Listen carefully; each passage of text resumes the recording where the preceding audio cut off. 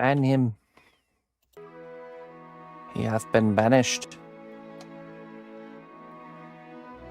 Remove him from my sight.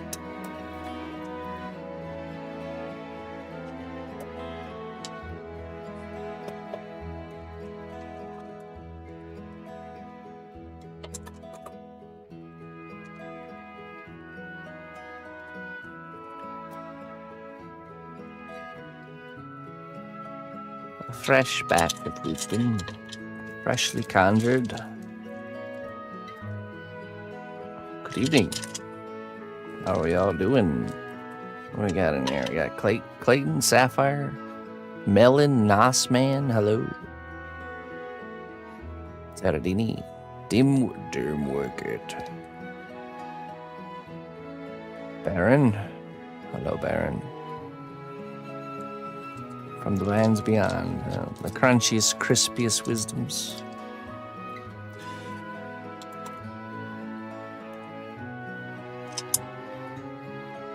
Okay. All right, so we're gonna be painting troll heads tonight, but I need to bake the troll heads again. So they're currently being cooked. So we'll just kind of poke around on this this face, which is starting to get to the point where I'm really happy with it. So let's continue. Can't believe it, man. This has been a struggle bus. But yeah, so we'll poke around on this for a while the troll heads are baking. Once they're done, we're gonna paint some of them, two of them. I think we can get 2 done tonight.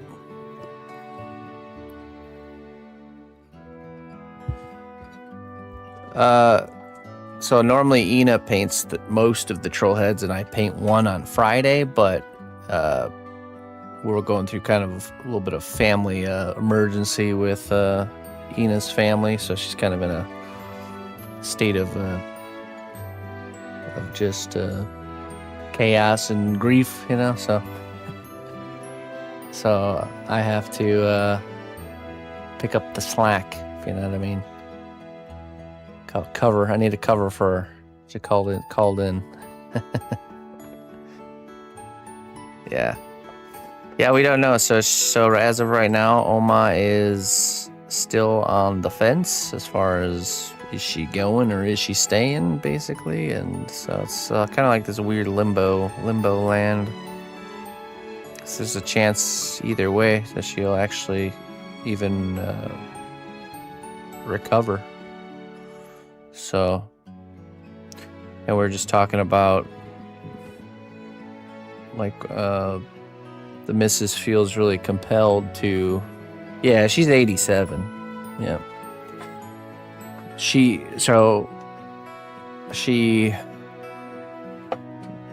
The missus talks to her almost every day. Her grandma, she's really, really close to her. And she was talking with her on the phone, and she was hearing that she's having a hard time breathing. You know, like in an alarming way. So she called her family and told them that they needed to get some help there. So they called the ambulance. The ambulance showed up, checked her out, and gave her like a check as if everything was fine. But the next morning, she woke up and everything was not fine. She was even worse. So that's when she went in.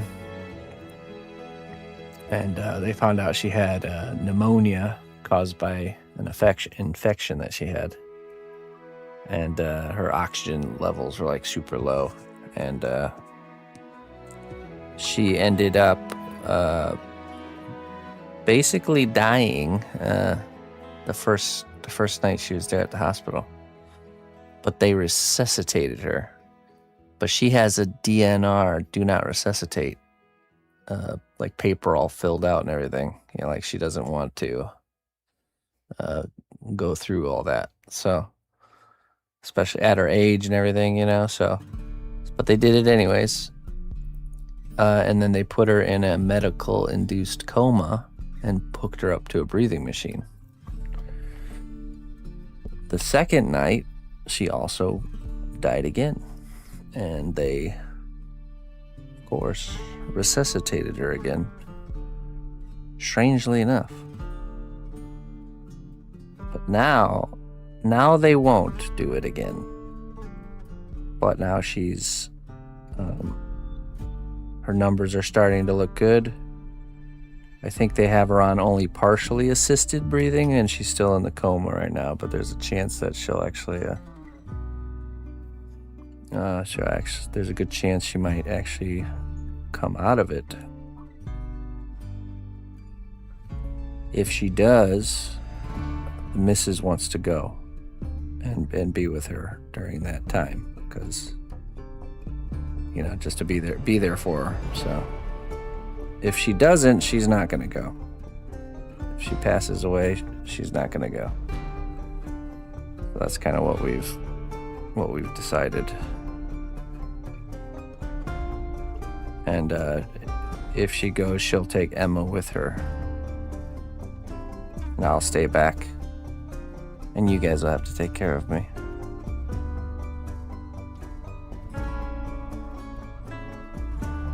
So that's the game plan. Stuck in this kind of limbo of grief and whatnot. You can make me frozen waffles? Oh, thanks.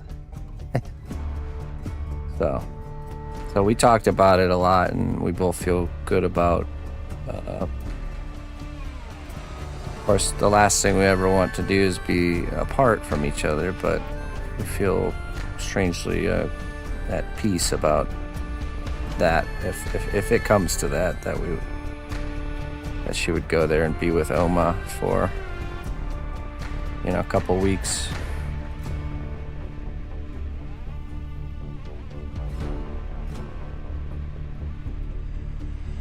Yeah, I'm gonna need you to take care of me, Baron. What's for breakfast, Baron? I can't do all the things she does, but we'll try. Well, it really only works if Emma goes with her. And honestly, like, we were originally tossing around the idea of Emma staying with me and just her going, just so we only have to buy one ticket, you know. And yeah, that's not the way. Like, Emma is so attached to her mom, you know, like they've never been separated not even one day. So it wouldn't be good. I think it would be okay, of course, but we don't need to put Emma through that. And it would just be really hard for me to try to maintain all the things I have to do and take care of Emma. So Emma does know her. Yeah, we've had a lot of good interactions with Oma, because every time we go there to stay in Germany, we stay at her house. We stay at Oma's house. Some of my fondest, very first memories of Germany are at Oma's house. If I could describe her, it's like this, like, small village, cozy grandma that's like you would see in a Ghibli film. That's basically Oma. Like straight out of like a Ghibli movie.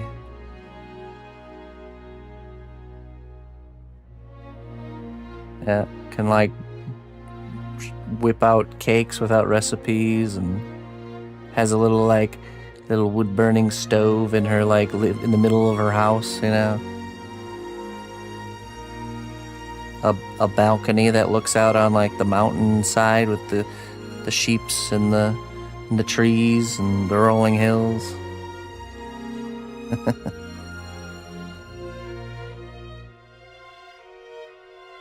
Spent her whole life in that tiny little village of 400 people.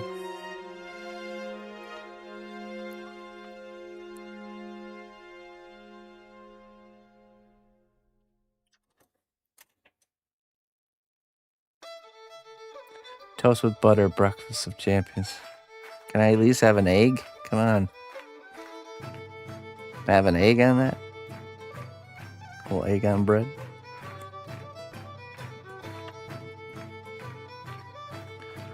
But yeah, so there's no official plan going on. But we have our 2 tentative plans, and that's what we'll do if however things play out. Have an egg in these trying times.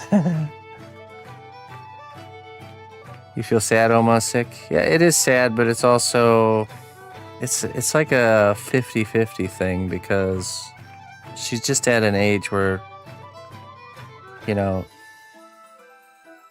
it's almost like more bad days than good days, you know. So it's really upsetting that they even resuscitated her, to be honest. As bad as it is to say, I mean, it's true, you know. There's a reason they have those types of things, like DNRs, you know.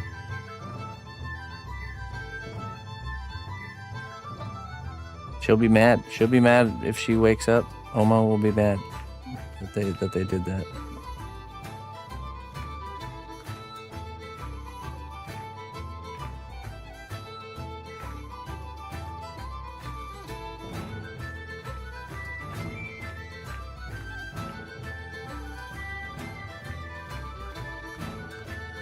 Maybe. I mean, you never know.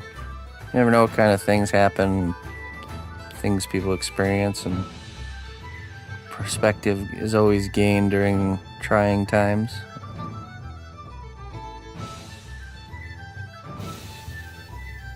I never view things like this, although they're hard, they are good to go through, you know.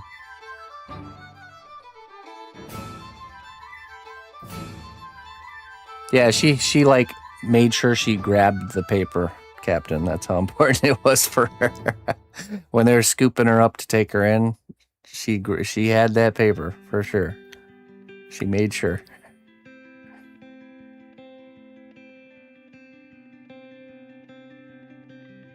Which is the first time it's like, okay, you know, they probably didn't see the paper or whatever. But then the second time it's like, okay, come on now.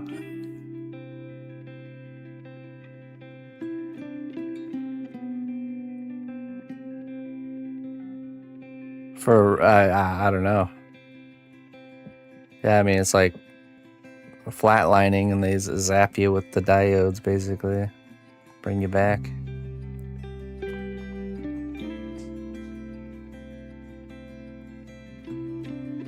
Trying to make an exit, and they keep pulling you back in.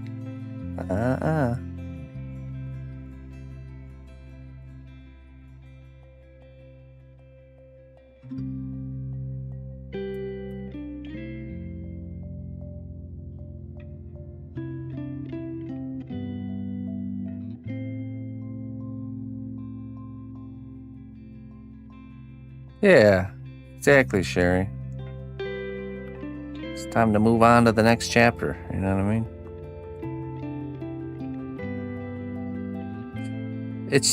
I mean, in this last year with her, it's really gotten, you know, just the quality of life has really gone down to the point where she, you know, eyesight's starting to go, you know, so a lot of the times she spend time sitting around watching stuff, you know, and can't even do that anymore, you know.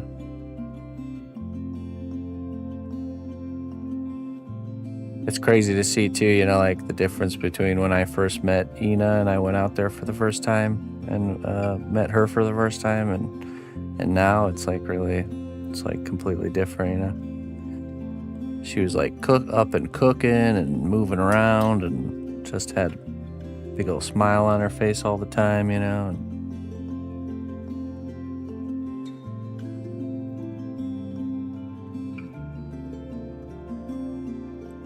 she's a special person. And Ina's as close to her as she is with her own mother, so, you know, that's why I would never, I'm all for, you know, if she wants to go, we need to make it happen, you know. And we will.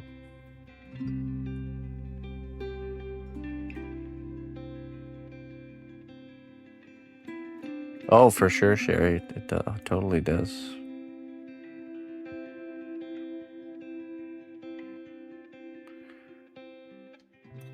In fact, I don't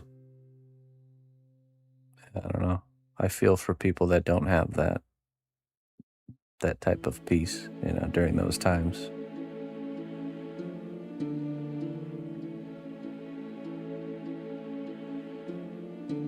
Makes a huge difference.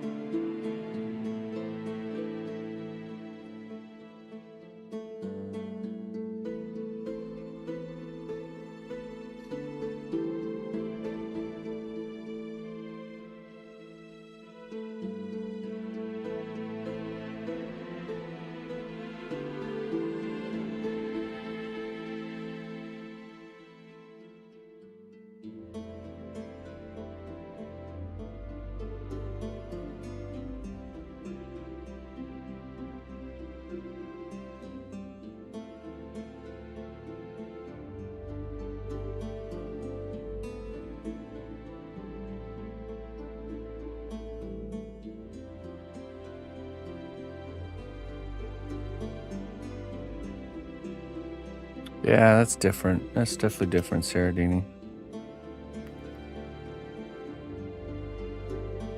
The closeness definitely matters.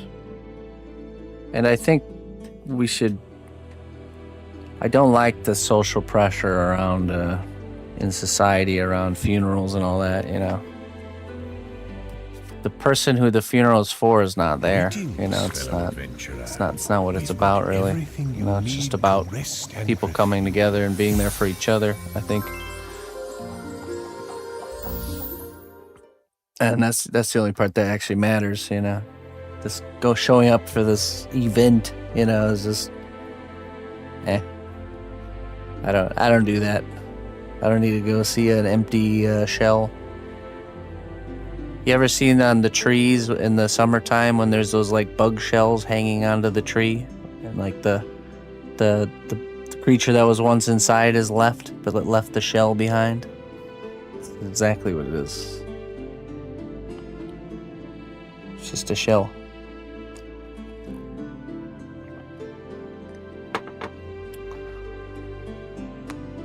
Blue Parasaur, thank you so much for the subscription there. I appreciate that. Hey, thank you. Thank you for your support. Me and Emma were learning about cicadas. Cicadas live most of their life underground, about 17 years, some of them. And then they come up out of the ground, and they're in their underground beetle stage, and they're hanging onto the tree, and then they turn into the actual cicada, the like giant fly-looking creature. And they only live for like a couple weeks, just for up above the surface, just for mating and reproducing, and then boom, done. Such an interesting life cycle.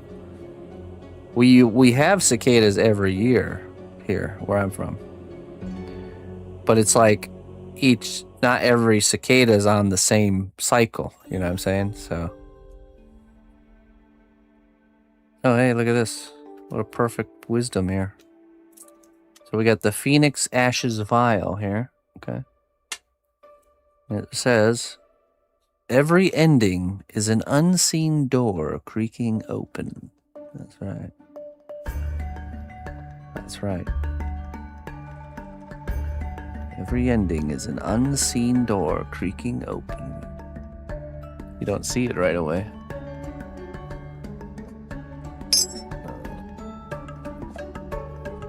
What a coincidence, huh?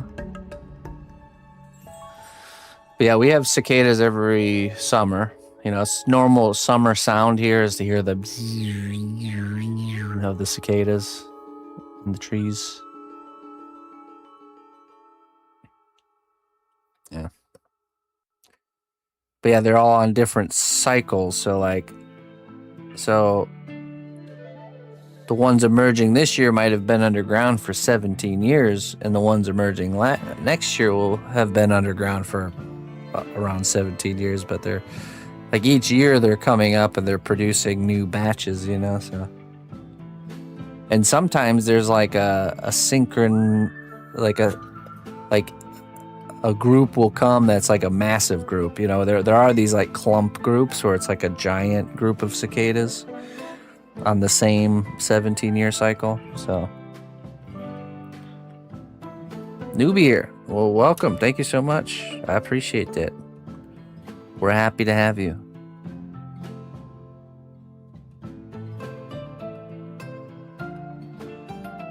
Oh my goodness. Yeah, any hunts the cicadas. It's disgusting because they're so huge. They make such a noise too, you know. Especially when they start when they're end of their life cycle and they die and just like they're kind of like halfway still alive and like buzzing around.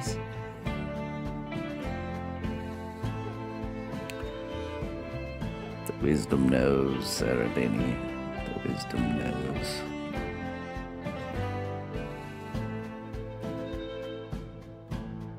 It's true though, you know, when we have our lives filled with characters, right?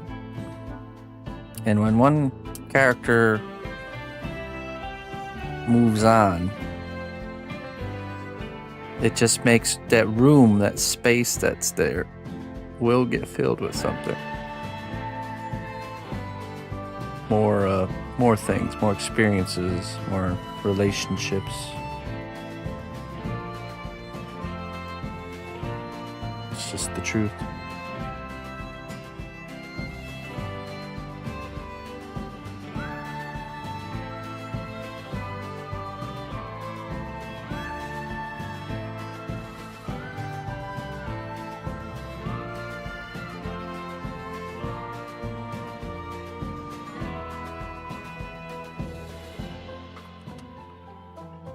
These are the kinds of things me and the missus talk a lot about when dealing with times of grief.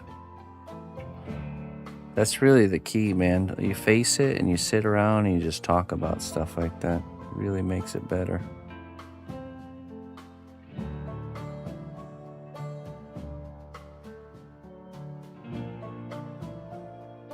It was the same when Sadie passed, you know. That was the biggest loss I ever had.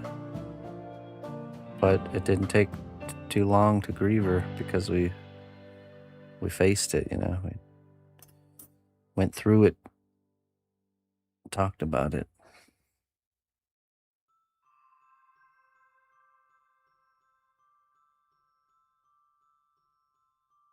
Tiny cicadas.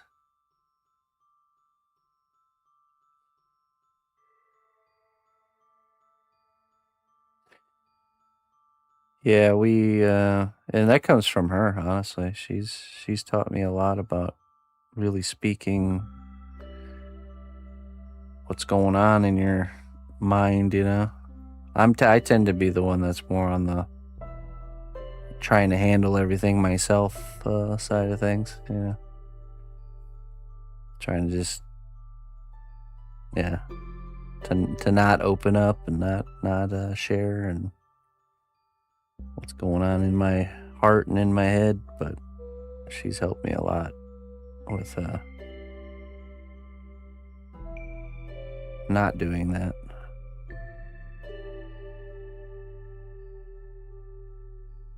And you see it with her. Her whole family's like that. You know, they're all like that with each other. That's why they're so close.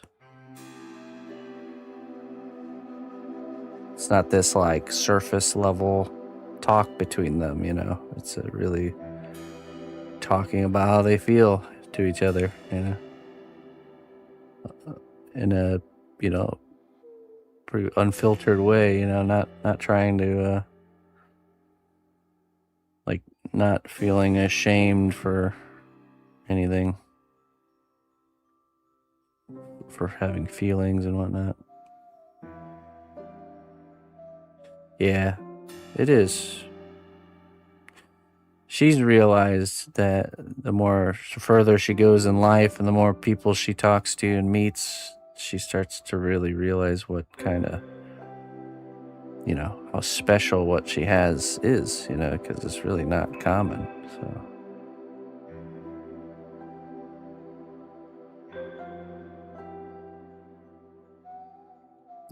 the way she grew up and the type of parents she has. And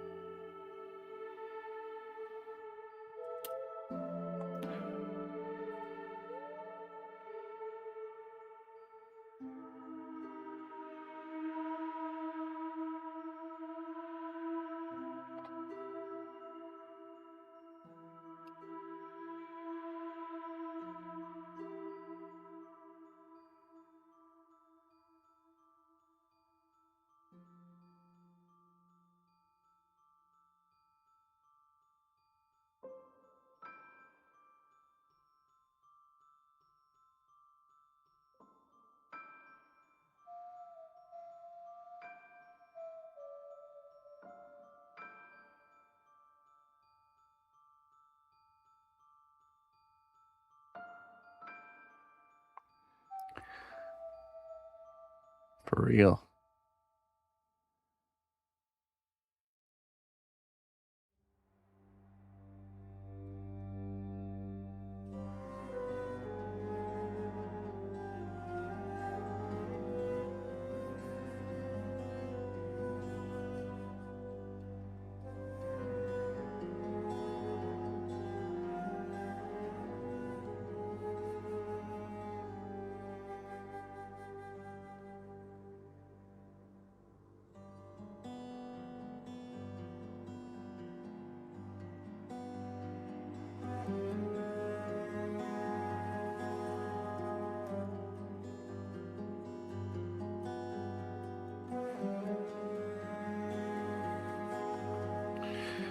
This eye's a little bit closed now. I gotta open it back up a bit.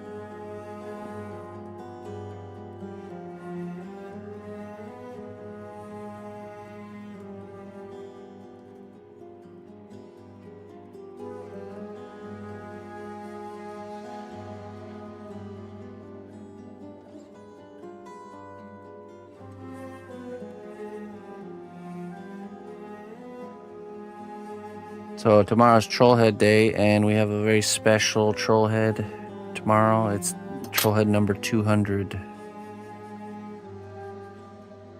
And I encourage everyone to be there for the 200. You're not going to want to miss being there for the 200th Trollhead.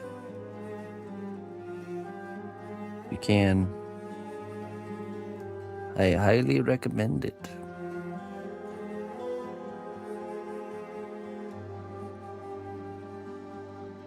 11 a.m. Central Time. 200, all right. Isn't that crazy? What an awesome thing that's been. Certain things like that have happened in my career, and it's like you wonder what we would have done without it, because honestly, the support we've gotten from Trollheads has just really pulled us through, to the point where if we didn't have that, I don't know what we would have done. So it worked out good.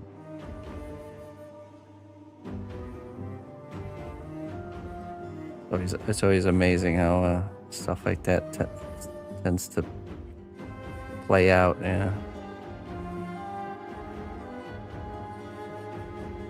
The having what you need when you need it.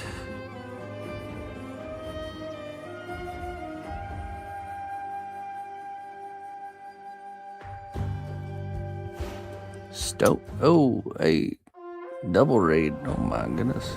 The strength of the Gooby, I will answer that question. Just let me greet the raiders here. But in our people, march to war. Sir Eb, is it Sir Ebs? Srebs. Srebs. And Stone Row. Thank you guys both very much for the raid. Everyone to the people, welcome in. We're sculpting a face of a character for an upcoming game. We were commissioned by Focus Entertainment to make Sophia for the game Resonance: A Plague Tale Legacy. Just came out today, actually. This is my sketch for the piece, like a maquette, a sculptural sketch that I made to kind of pitch the idea.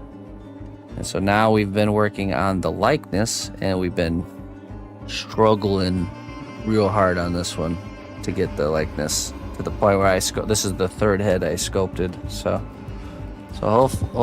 this one I'm pretty confident this is the one we're gonna go with. So, but yeah, so we're getting our head done. Once our head's finished, then we're gonna create the armature and then do the rest. Honestly, once we get past the head, though, that's like it's smooth sailing after that, But yeah, thank you. What do you guys stream? Welcome in. We're gonna do some painting this evening of some troll heads. Troll heads are a kind of character heads that I make on Fridays. I do 4 of them, kind of like a small commission that people can request on Fridays. How long have you been working on it up to this point? This head I started this morning, and I think I worked on it for like 2 or 3 hours. This head I spent 20 hours working on it and decided it was not good.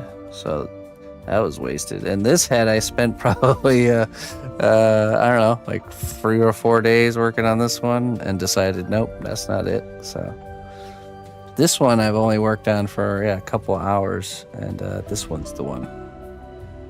So it's been a adventure, which can happen for when you're doing likenesses. This can definitely happen, and you just gotta kind of carry on and push through it. So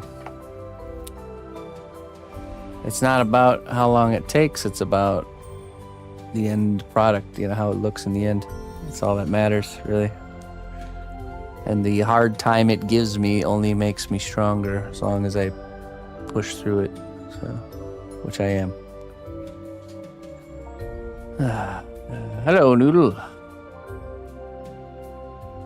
Now, you just finally visited New Zealand after waiting to go 20 plus years and got to go BTS at Weta and thought of watching your stream as well.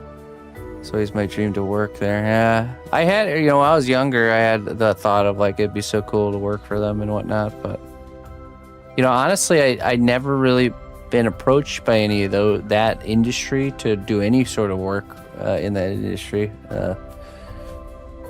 It's just, but I've also, I've never gone out of my way to go seek it out either.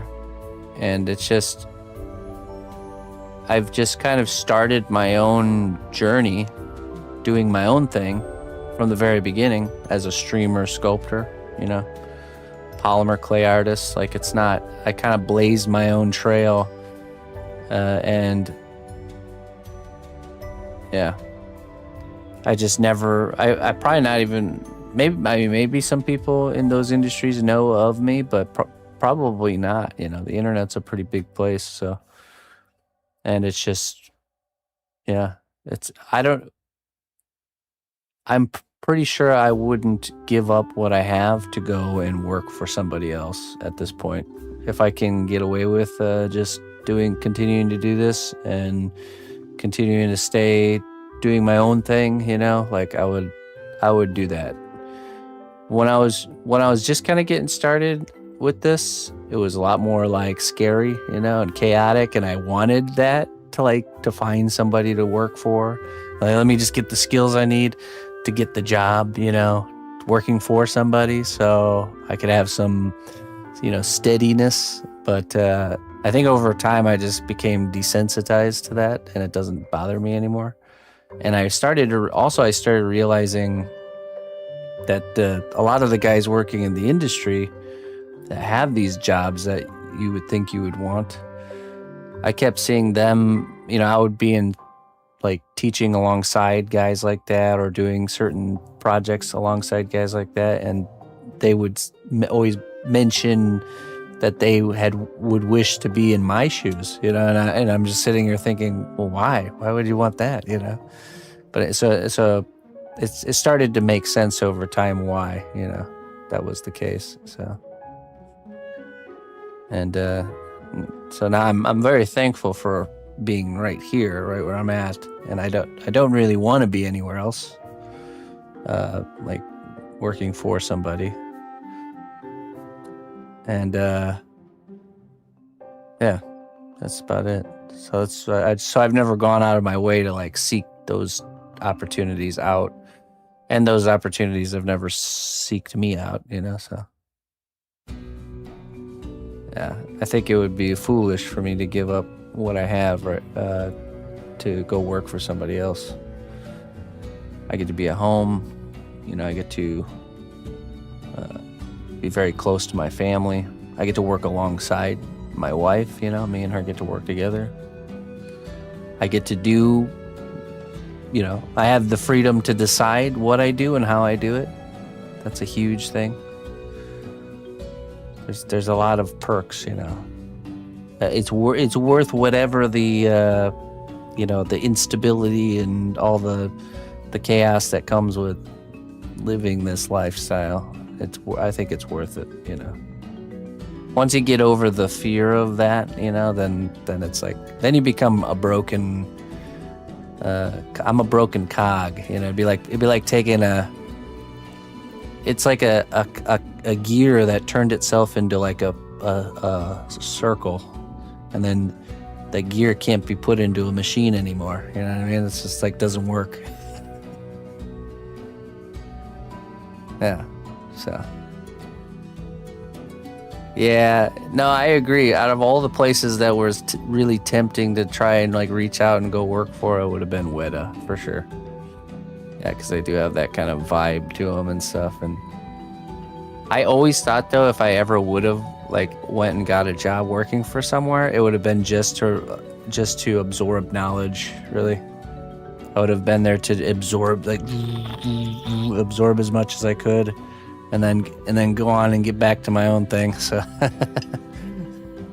maybe, I don't know. Who knows? All theoretical stuff. So.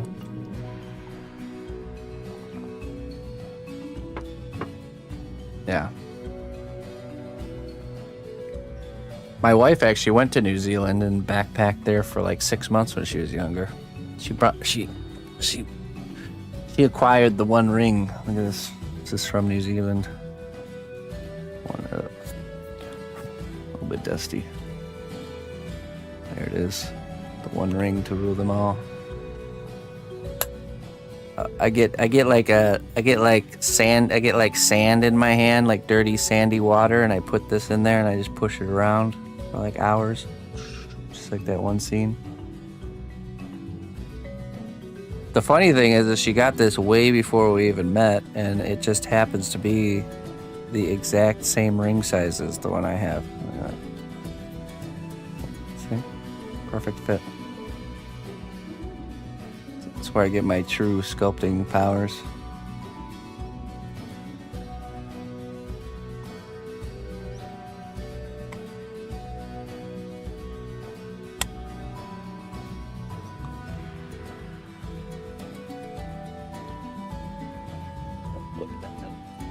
All right, let me go get those troll heads out of the oven so they can start cooling, and we'll keep working on this. I'll be right back.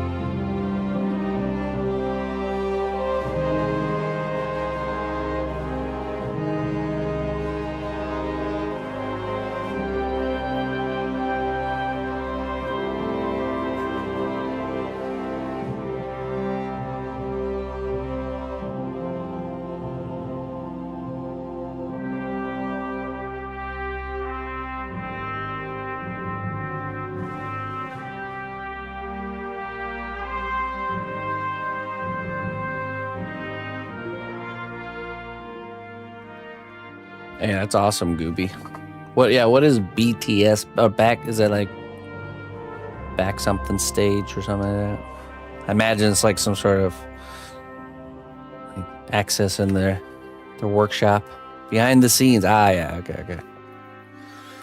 Yeah, that's awesome.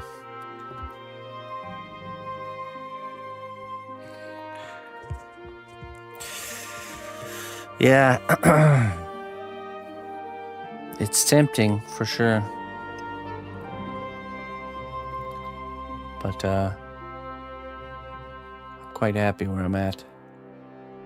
I stay here. It's okay. I stay here.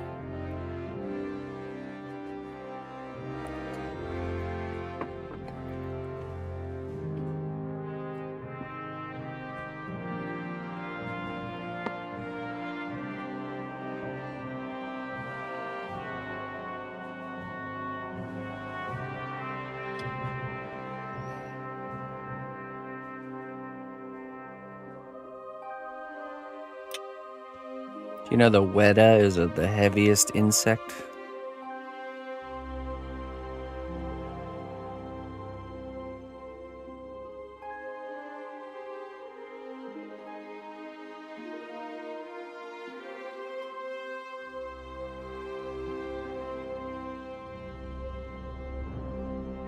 Me and Emma learned that today.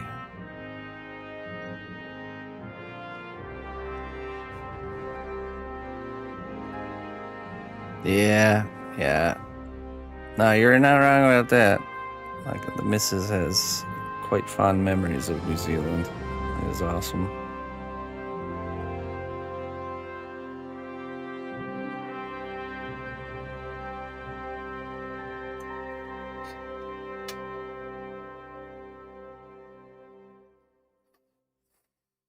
Just like mice. I think I'd rather have mice than giant, creepy, heavy insects.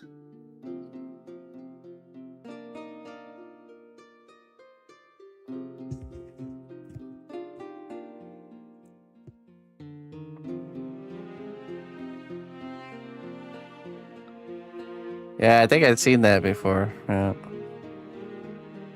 The whole backstory of Weta.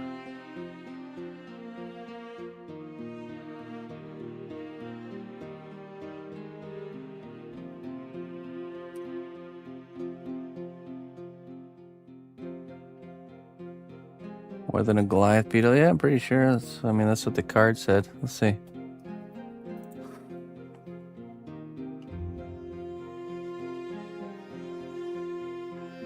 Yeah, I saw there's some GTA 6 going on. I guess the meme is over. Such and such happens before GTA 6. What is the heaviest insect in the world? Yeah, the weta. Little Barrier Island giant weta. Heaviest insect in the world. Holds the record. Pregnant female weighing a massive 71 grams, 2.5 ounces.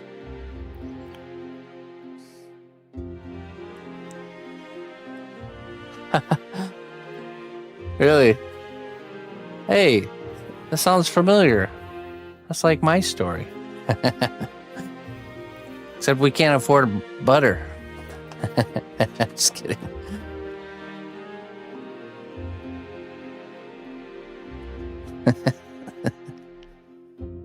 Is this a bad time to let you guys know I've been sculpting butter this whole time?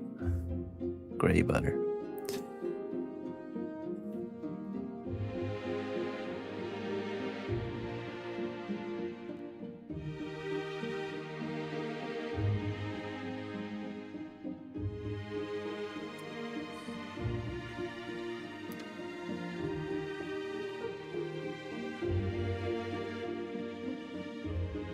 Arnold's in shambles.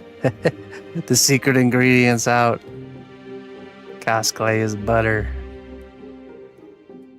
Leaked.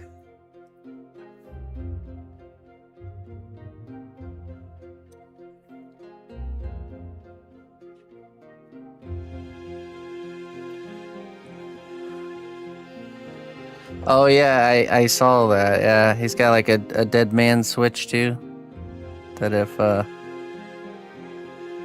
something happens to him, the game gets released basically to everybody for free.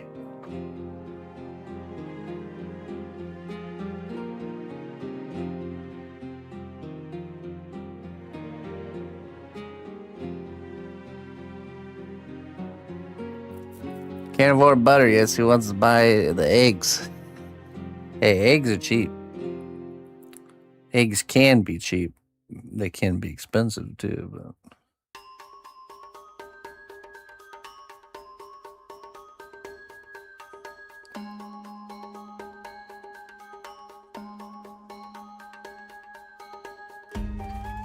eggs are nature's multivitamin. Comes with almost everything the body needs.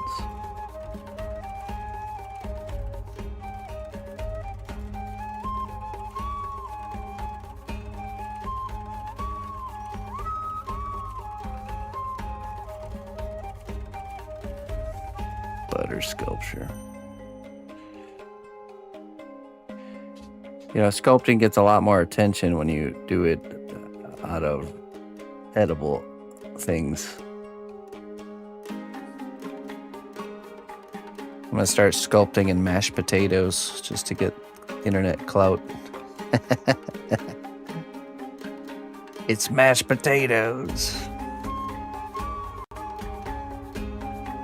What would be the most clickbaity food item to start sculpting out of?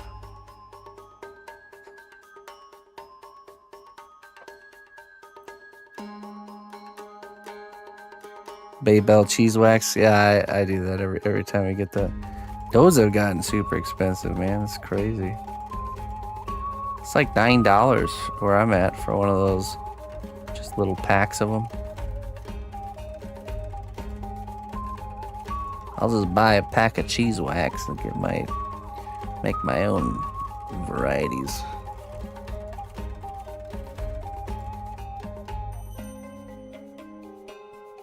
Yeah, those are one of the first things that because we used to get those. Emma really likes those. When it was like $5 or $6, yeah, you know, I can make that happen, but not $9. No. Oh no.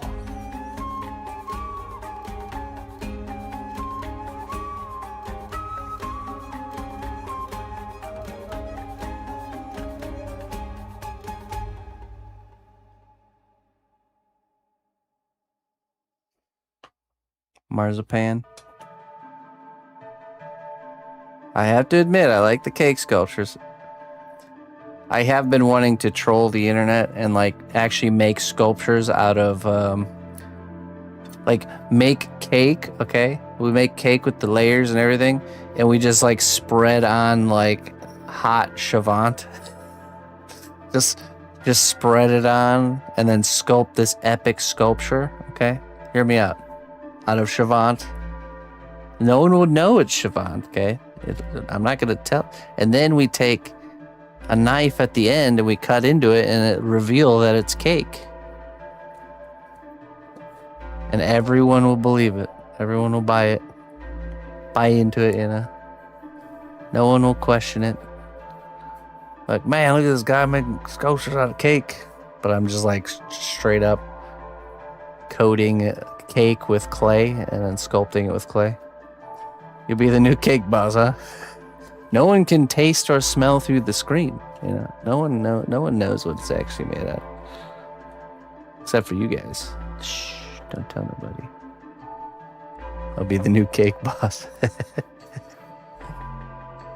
Fake boss, fake cake. The cake is fake. The cake is actually real. The layers of sculpted material on top is...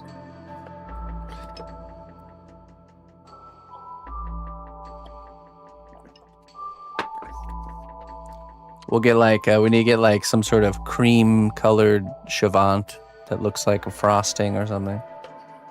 A sculpting chocolate.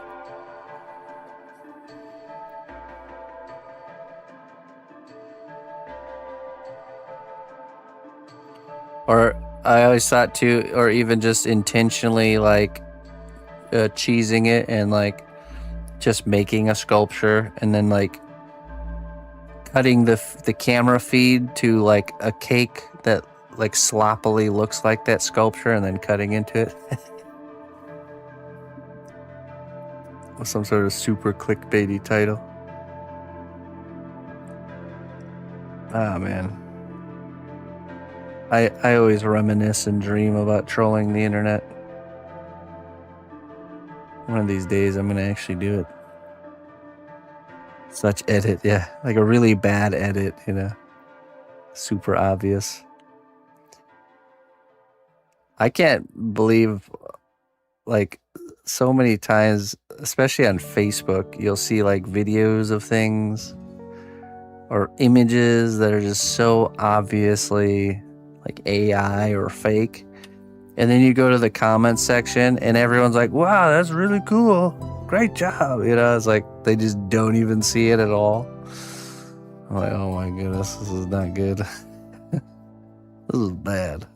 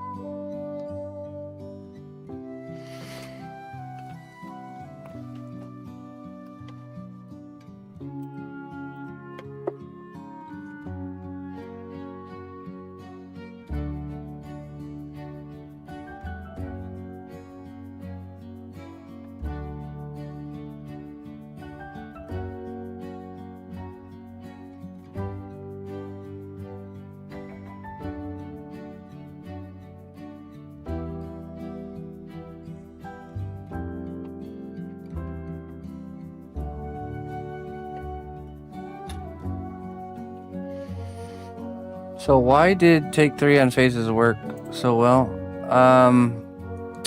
So I took the print off and I poked holes. I started off with just the cylinder face, you know, and then I just put this on the clay and I just poked holes to landmark where all the facial features are. So that was my base starting point. So the hardest part of, because even just a subtle nose being just a subtle bit too high, or, you know, these subtle little things being off makes a huge difference. So if we can just get the foundation position of the features in the right spot, it makes a world of a difference. So I think that's what it was. This is a polymer clay. It's called Cos clay. It's flexible like rubber after it's cured. So this is a cured piece. So really durable stuff. It stays sculptable till we bake it. We cook it in the oven, and once it's cooked, it hardens into that kind of rubber material.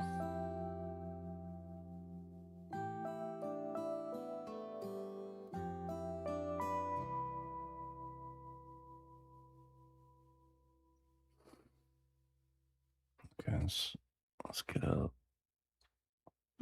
little indent where the eyes go here.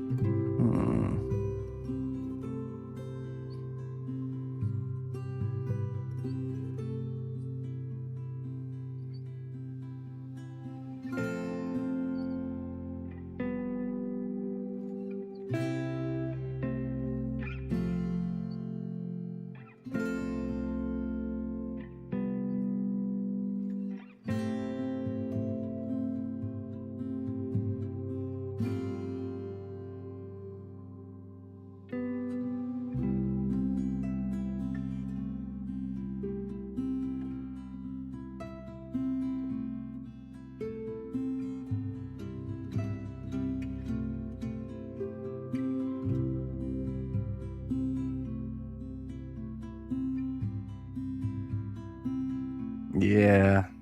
Yeah, get yourself some cosplay. It's really user friendly. Good for all levels. You can take your time. It doesn't leave behind any like residue or like dust or anything. It's very user friendly. You can come in here and ask me questions and I can help you on your journey. In fact, check out on YouTube. I have playlists of start to finish projects that I go into a lot of detail explaining start to finish. So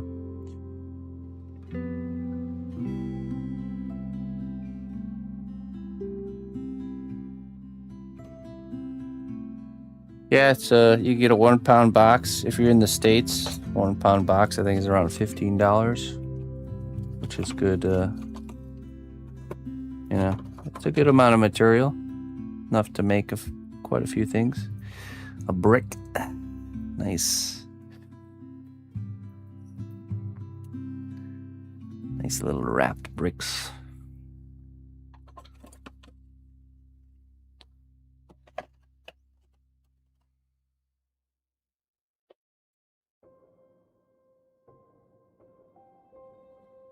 Okay, I think I will add a little bit of expression here, though.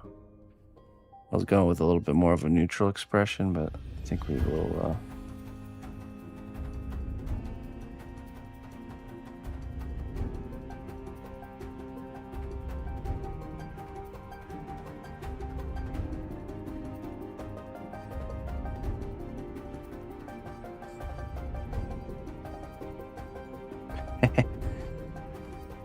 Time to wake up.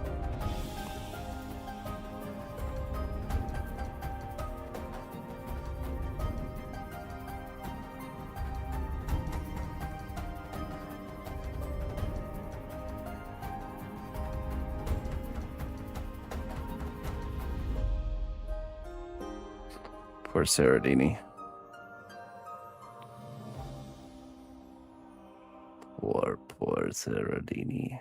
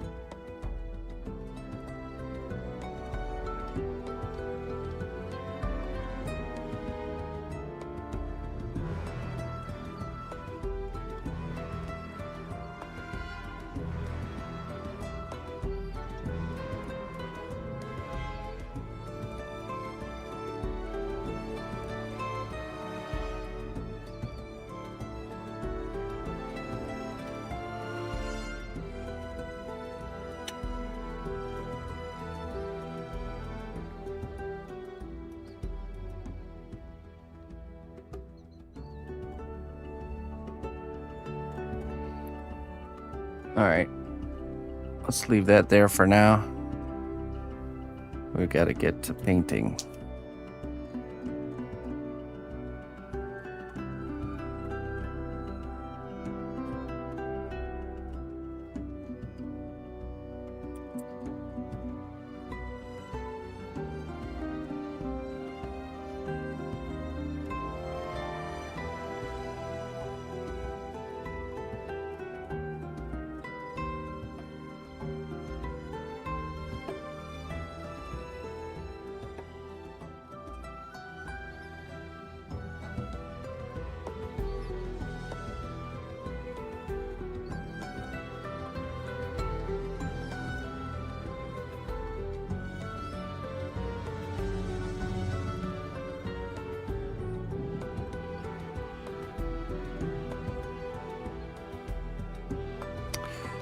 Clayton, it was also a real conscious effort with this one to stay loose and stay unattached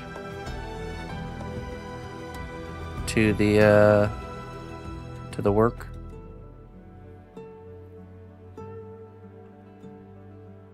Which with the other ones, I feel like I got just kind of you get like tight too quickly, where you're like not loose anymore, and you're just like rigidly moving little bits of clay and not really going anywhere, you know.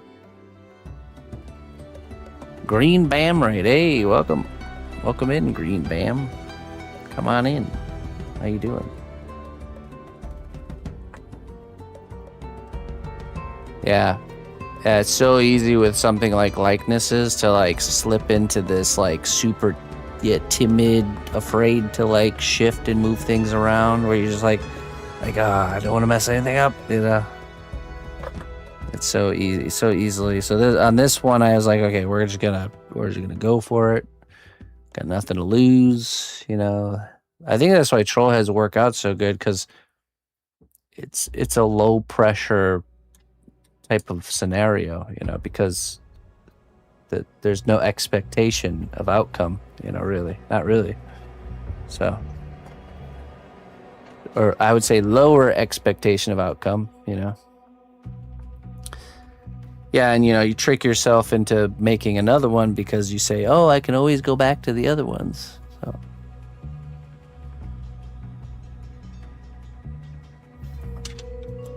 the reference, this is the character from the game. Her name's, I don't know who the actual actress is. Yeah, you can go check out the game there.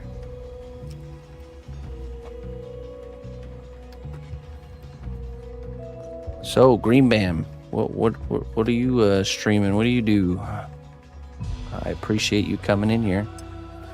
We're actually gonna be switching to doing some painting, so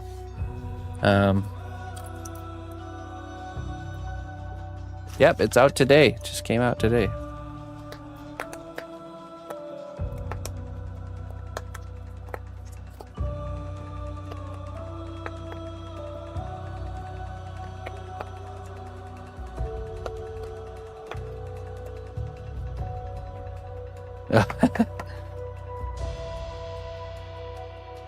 Yeah, as long as you didn't learn it from me, then you go right ahead.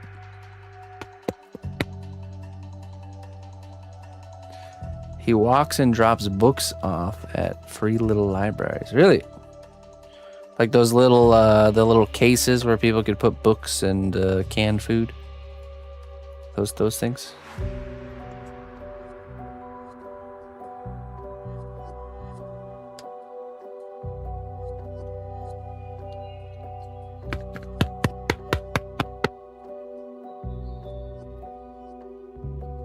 Yeah, that's pretty awesome. Oh, nice. I got one of those pretty close to where I live. The other day I was driving past it and I saw some kid standing outside with his buddies holding a can of, or a bag of beans or rice or something above his head, doing a little dance, you know. It's pretty funny. Let's hope those beans and rice actually get eaten. Let's see.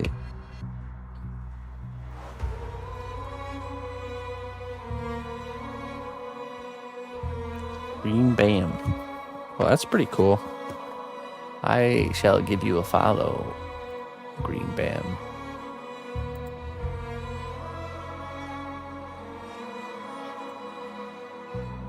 Let me see here.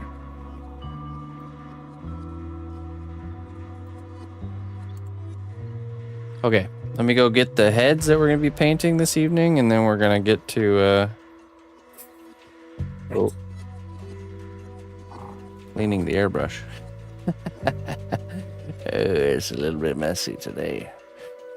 It's time to get... Where are you at?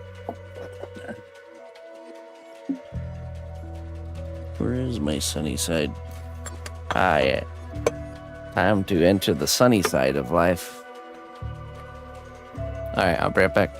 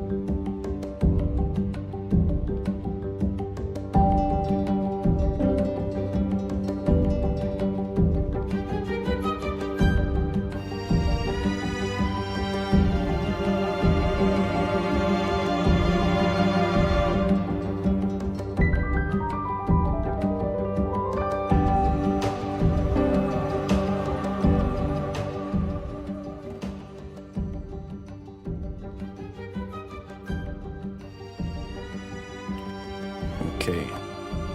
I've chosen my colors.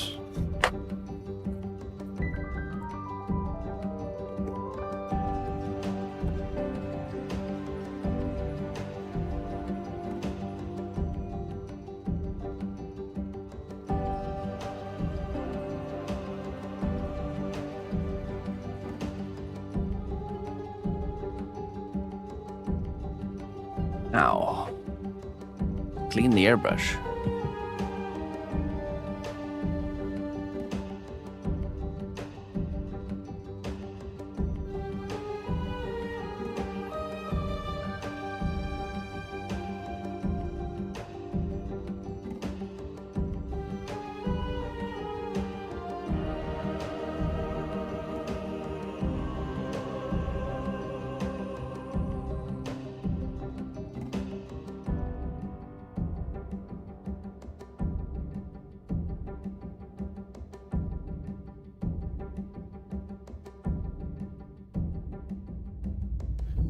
All right, let's see here.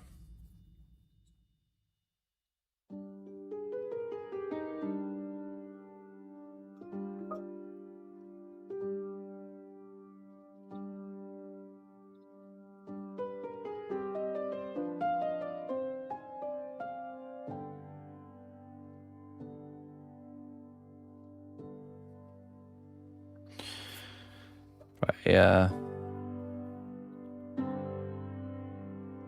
I mean, it seems pretty good. I mean, I don't see why they would invent somebody from scratch. I'm sure it's based on somebody, but probably like a non-named person or something. Like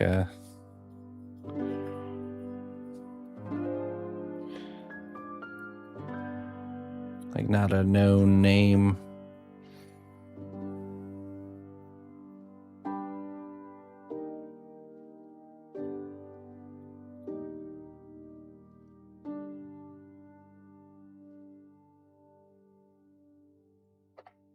Or that, yeah, or it's like a combination, exactly.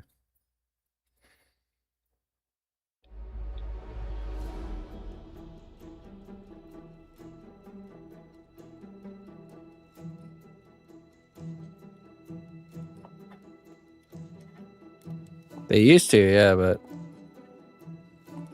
you know, why invent somebody when you can just scan someone's face, you know what I'm saying? There's a lot of people in the world with unique faces. No need to reinvent the wheel.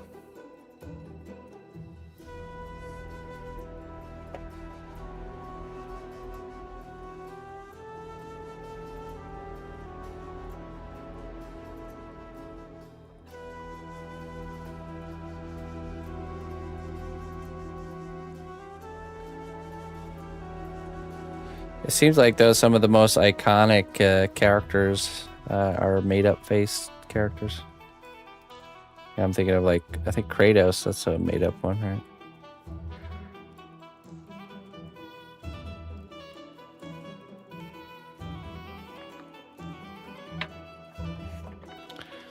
Something to it.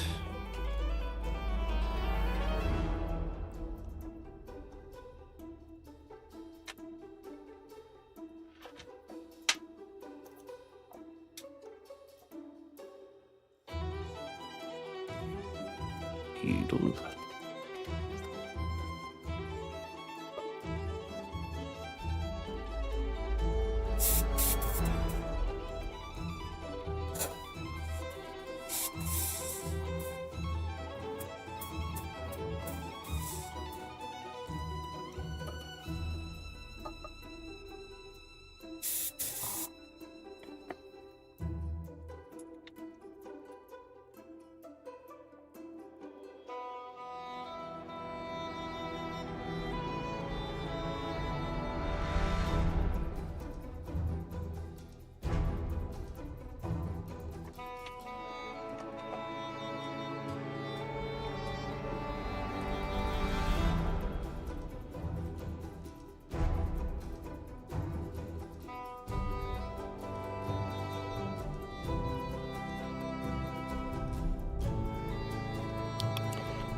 I think you can completely invent a face, and no matter what you make it look like, it's gonna look like somebody.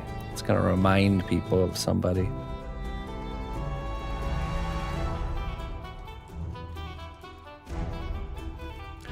I say it's such an interesting thing to explore, like just making up random faces and seeing like what people say in like the chat and stuff. Like, oh man, looks like such and such, or this or that.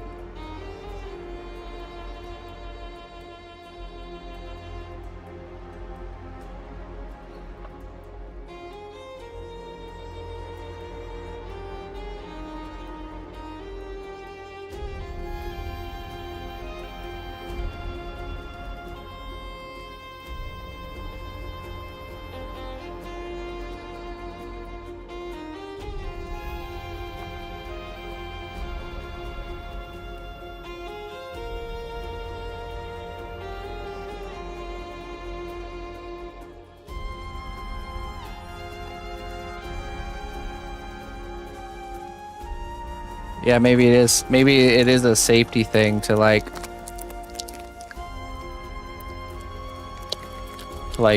pick out an actor and pay them for their likeness, so you can prove that you use that specific, like more of a legality thing. I could totally see that.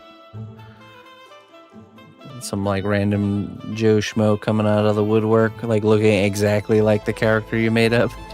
Hey, they used my face and I didn't give them permission.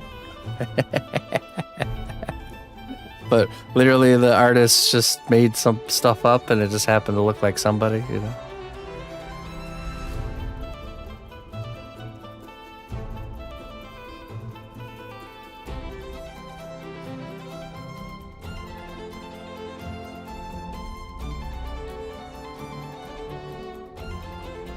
And you'll never know otherwise.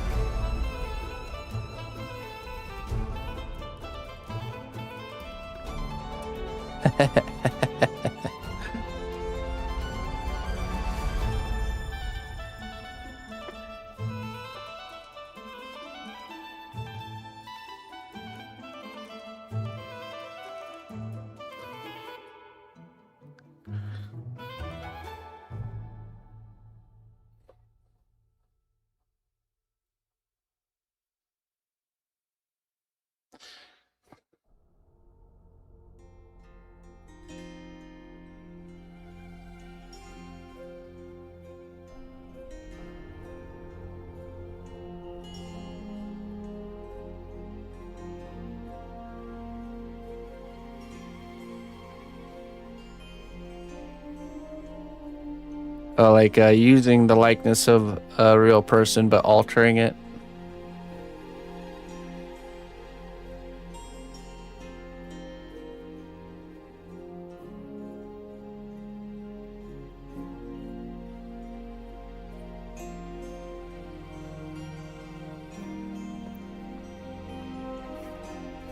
Alright, let's see if we're good now.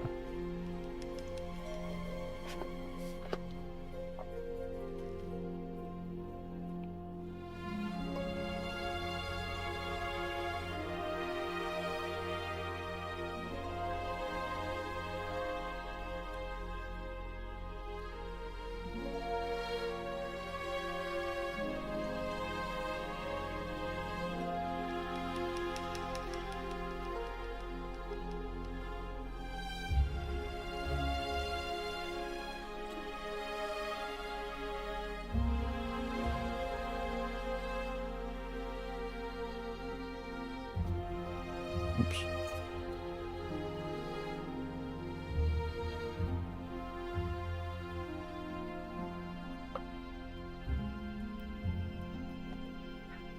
I think we should be good now. I think we're in business.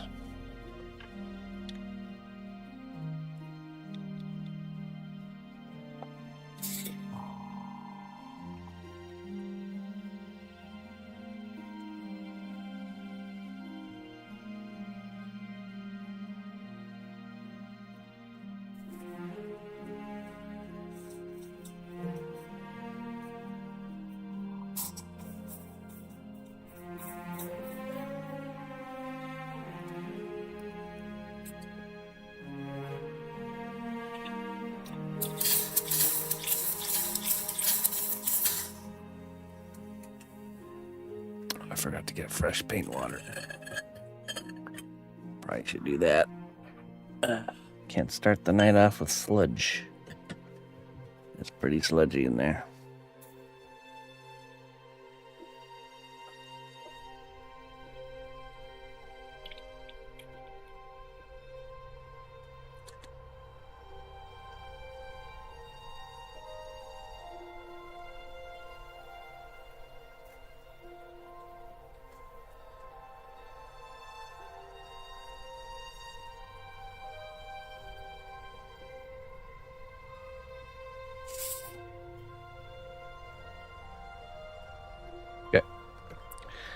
May get some fresh paint water and then we can actually begin the painting.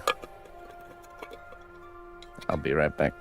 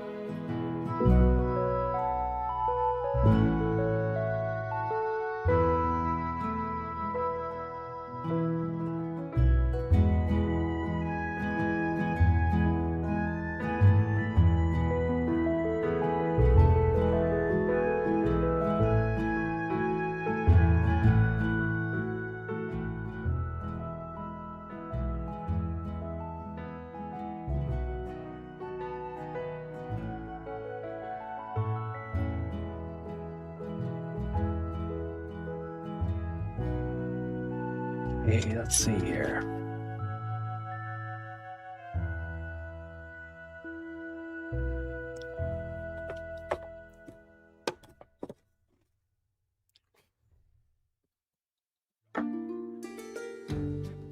A 1,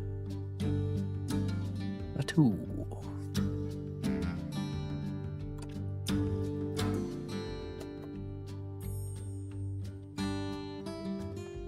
A 2.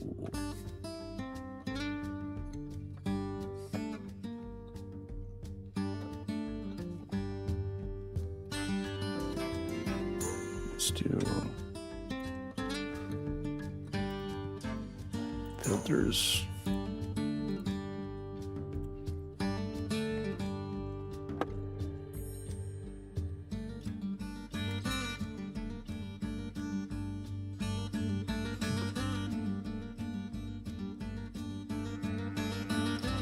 Reference.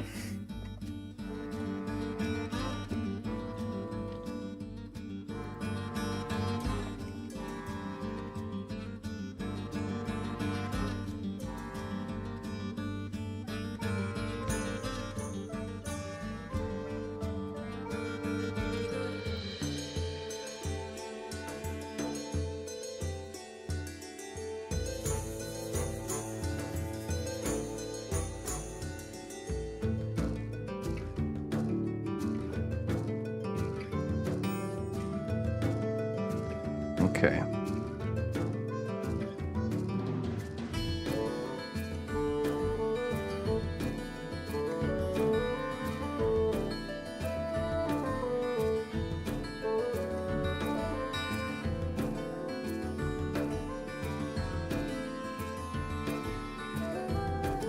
I think we'll start with like a dark gray with this guy.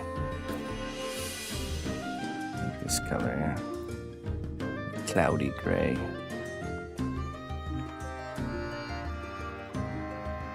Don't eat metal. How you doing? All is good here.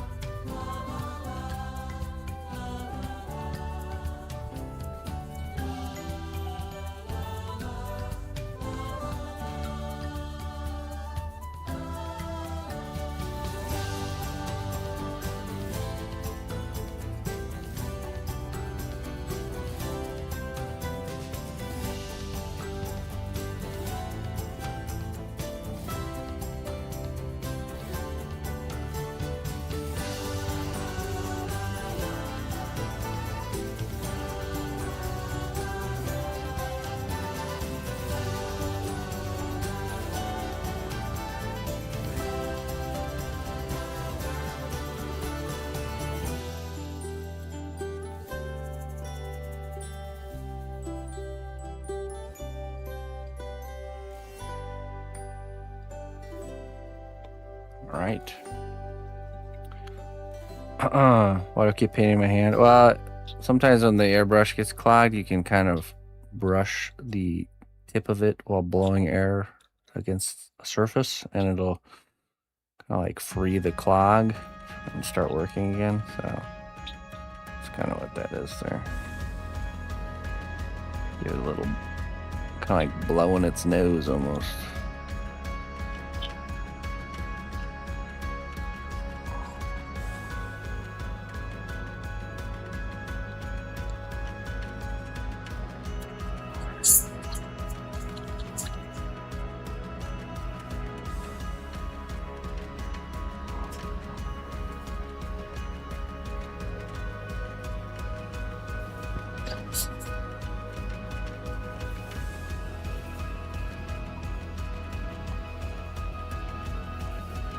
How was my day? Anything interesting?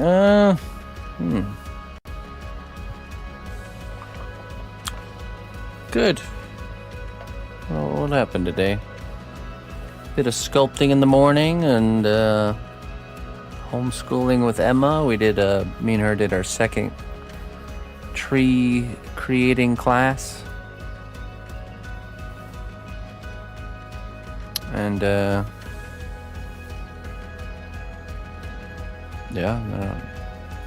I cooked up some T-bone steaks on the grill. It was pretty good. Pretty yummy. What else do we do? That's about it. It's pretty normal full day.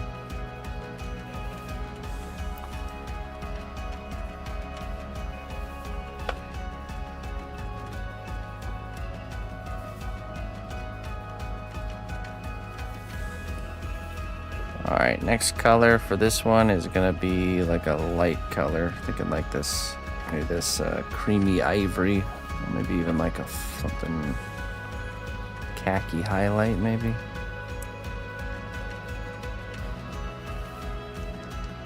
You know, it's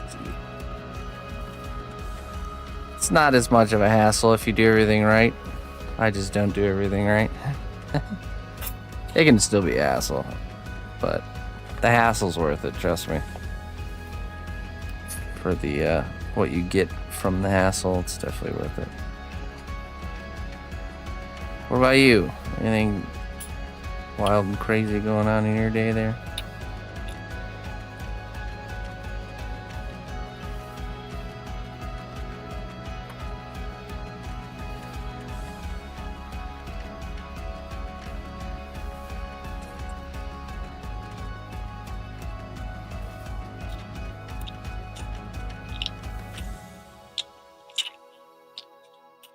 I mean, I see airbrush guys like Brush for Hire and Brock Brush Studios that use airbrush all the time.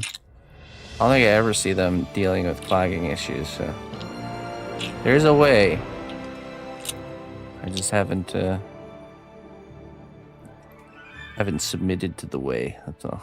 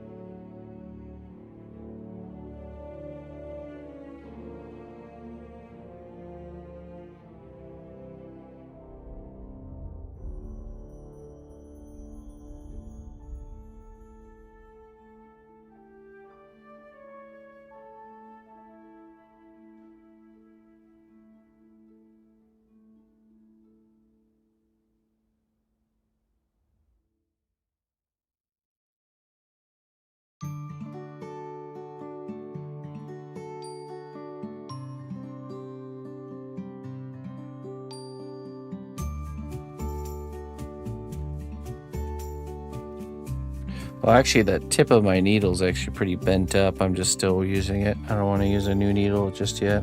So maybe that's what's causing it.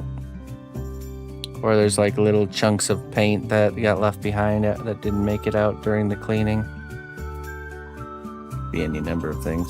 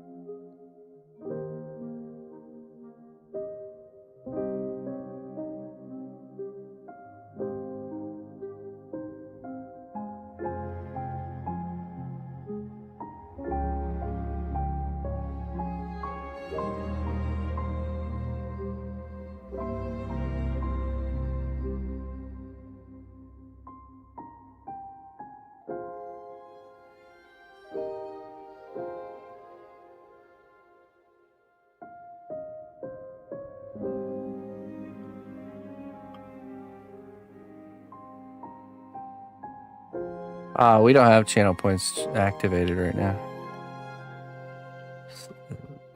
We don't do channel points here currently. We used to have a really nice elaborate channel point system, but we ended up needing to rework everything and turned it off in the meantime. If and when we decide to bring it back. The channel point system is an economy, so you have to really have a balanced economy.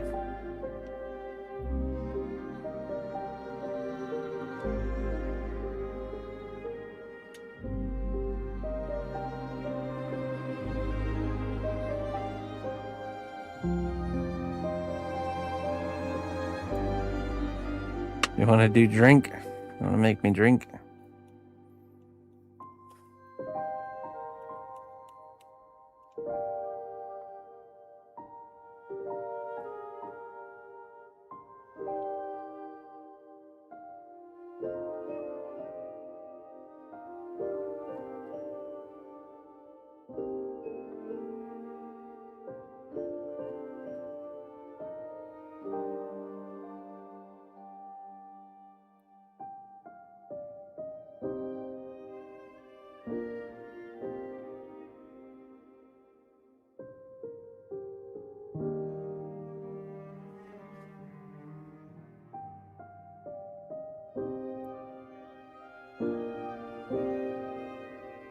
Yeah, we want to do something cool with the channel points again, but if we don't, what happened here? If we don't have a balanced economy, then you just end up inflating things if you don't have stuff, like good stuff for people to redeem. Yeah. Then you could come out with some really cool, epic redemptions that people are able to spam and kind of overuse because of inflation.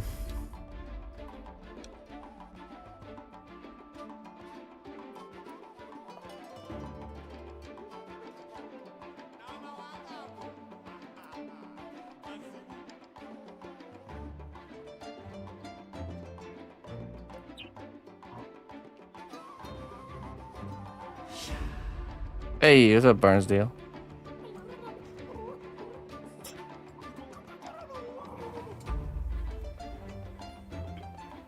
I feel like it's one of those airbrush sessions.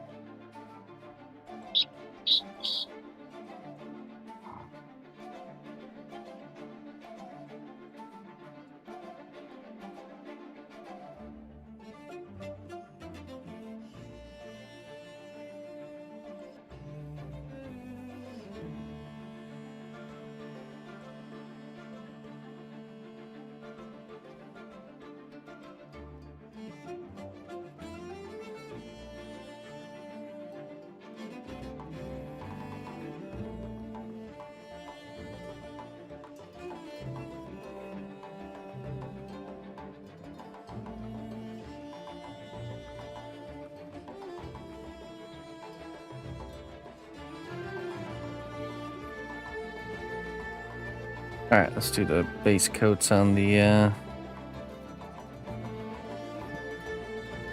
Predator.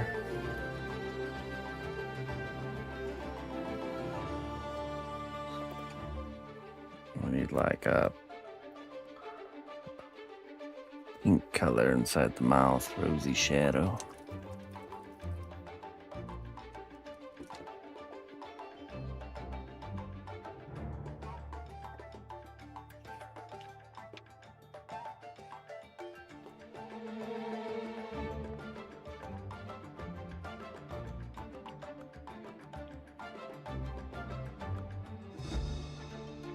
A little bit of troll head painting. That's right.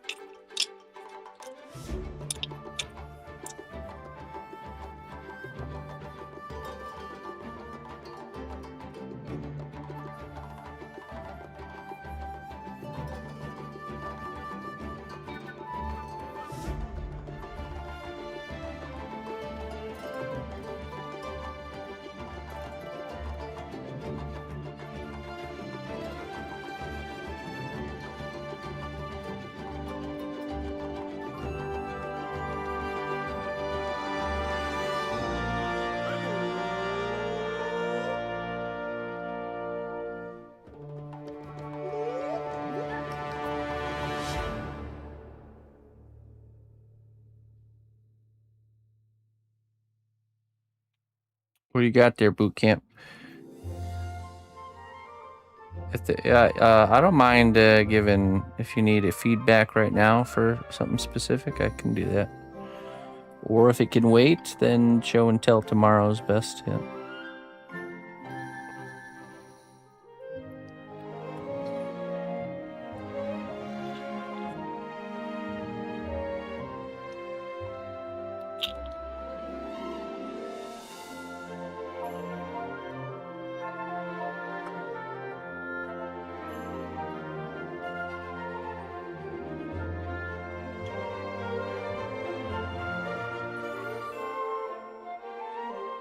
Oh yeah. Okay. Yeah. Sure. Just let me know when you dropped it in Discord. I'll go take a look.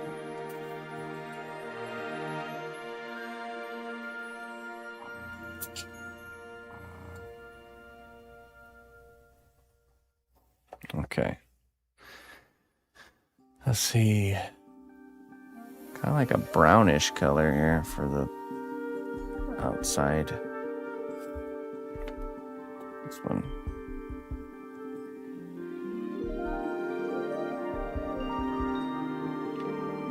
Let's start with this.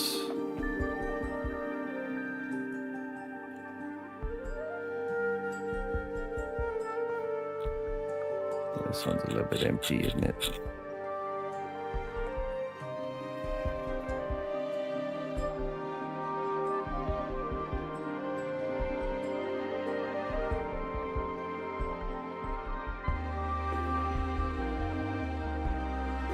Just have to make a dark brown. Do orange and black.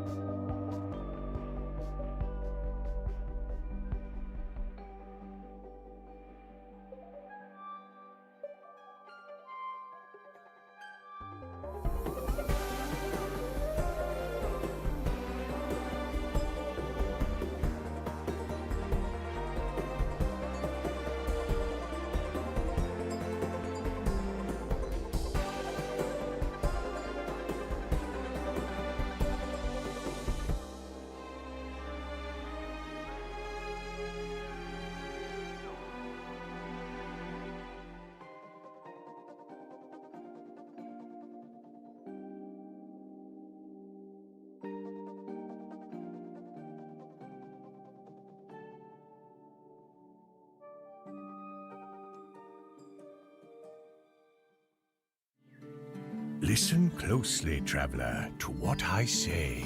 Twitch Prime does not even cost a dime. Hey. Hey, Spooty. I'm just gonna call you Spooty. Thank you so much. Emily Spooty. Am I saying that right? Thank you for the support. I appreciate that.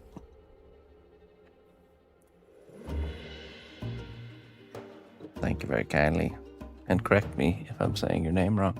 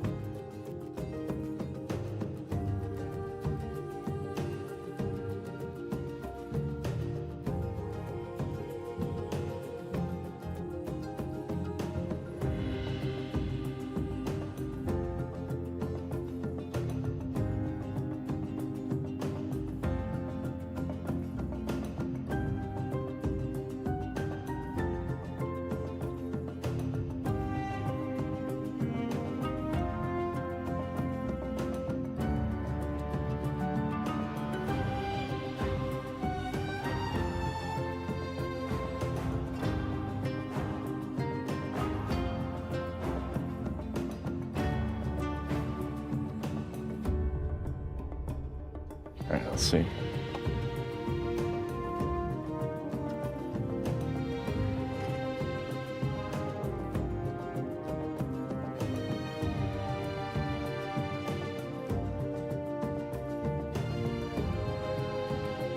Which sections you posted in? Creative Corner?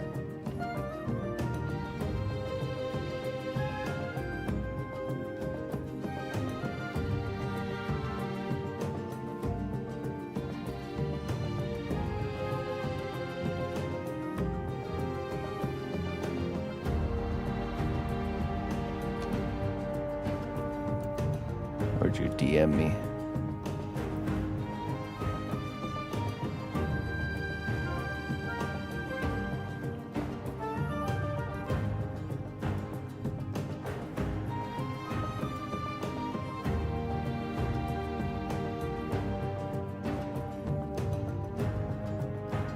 Oh, it in creative? Oh, let's see.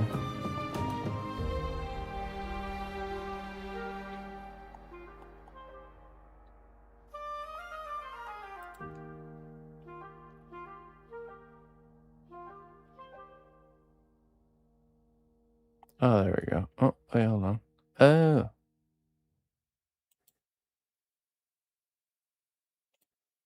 Hey, look at that. That's cool. Some big old slabs for tool holders. I am peeking, yeah. Hey, great job on that paint job on that. That's the witch from Snow White, right? Very recognizable. Cool. You know my style. Definitely, I definitely like that.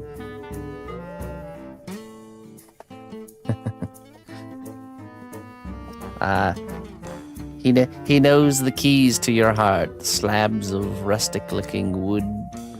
to hold your sculpting tools. A wise man.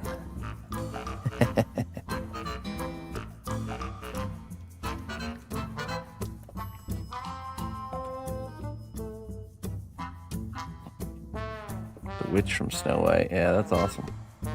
Very nice likeness.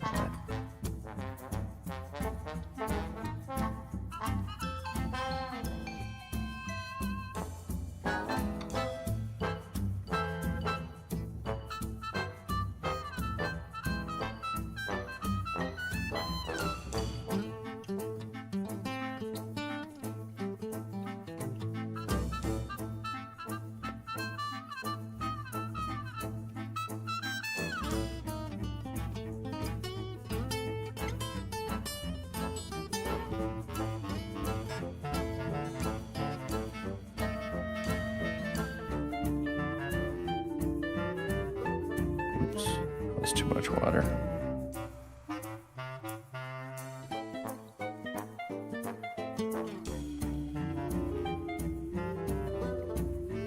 I want to make that work.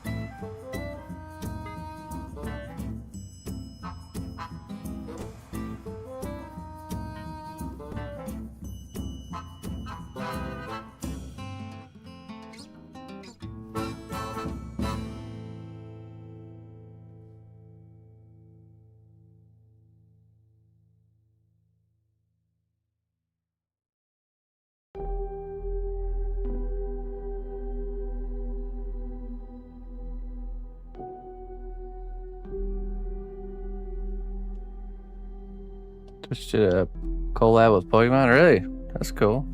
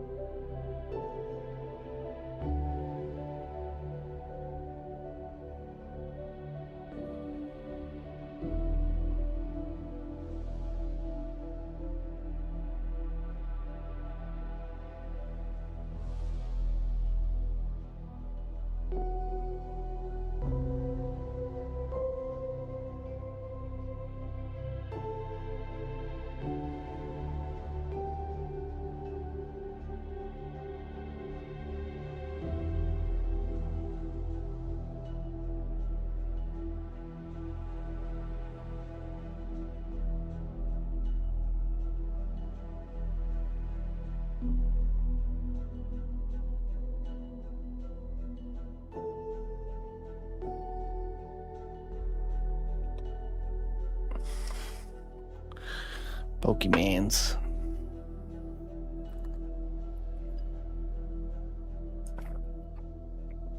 That's pretty cool. Alright, let's see. We need like a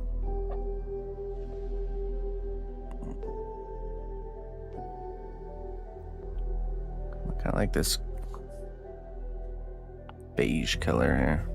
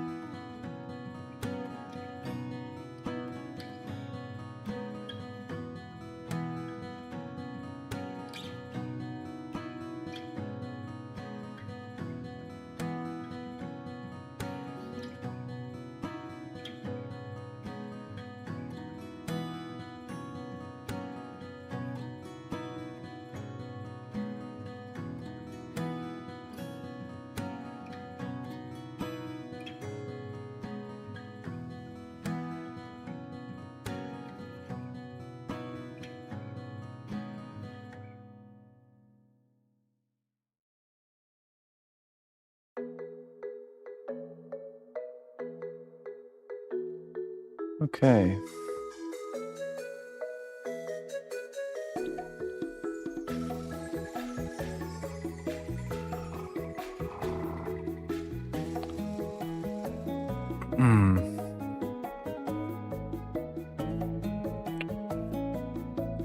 Now we can go back in with this brownish black color here.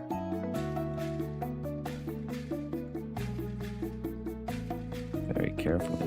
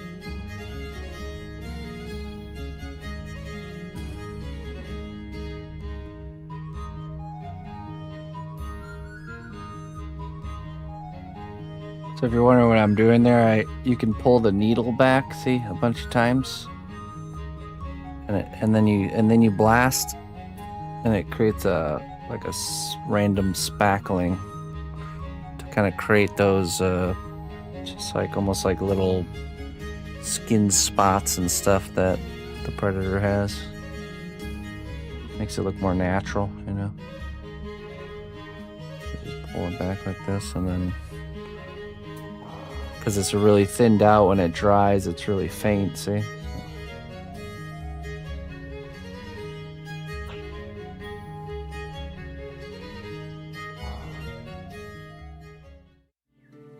Listen closely, traveler, to It's got what freckles, I say. that's right. Twitch Just like Prime me. does not even cost a dime. Hey, Blackthorn, thank you so much. Thank you for 69 months, my friend. How you doing, Mr. Blackthorn? How you been?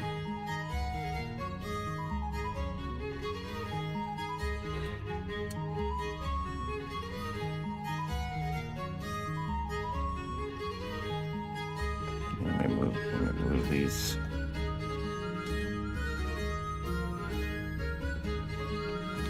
To the side.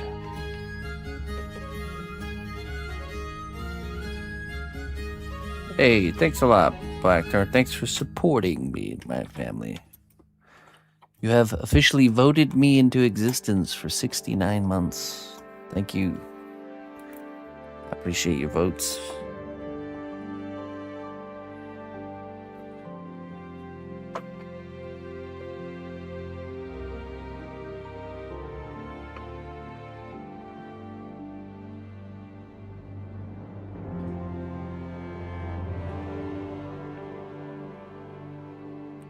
I want to do a little bit of that with our troll friend here too.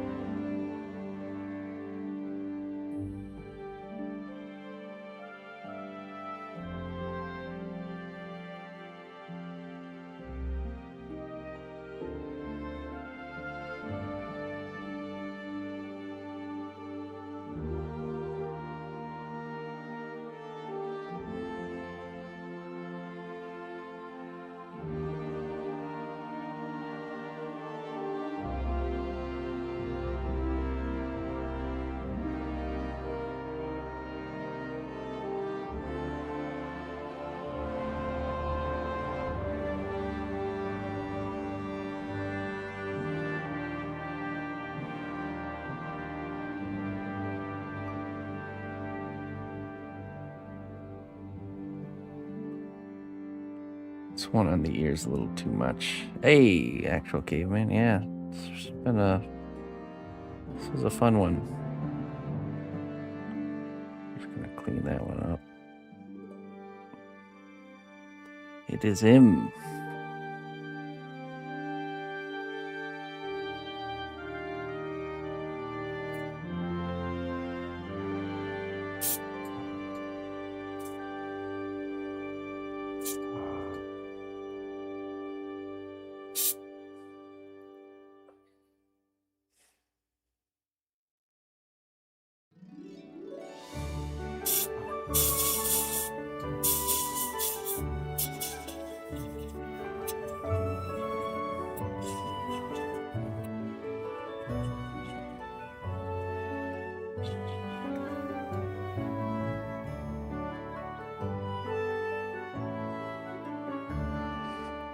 Okay. Next color. Let's see here. I think I went a little bit of like a richer brownish color with the old predator.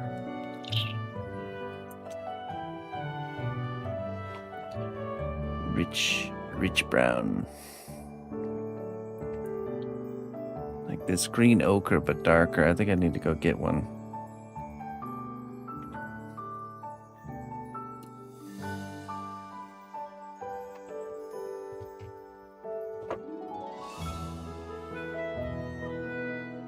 And then we're gonna do some kind of greens and inks and stuff on the troll.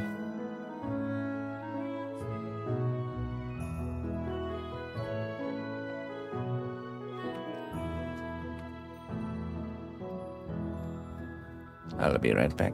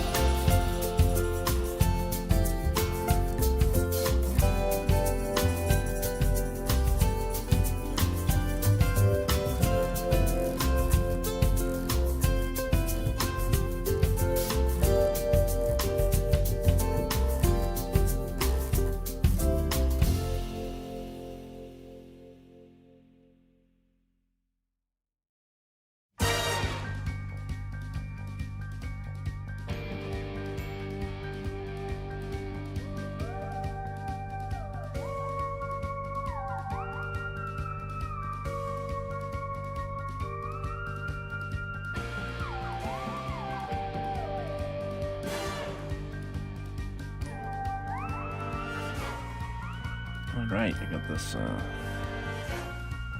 dark flesh color.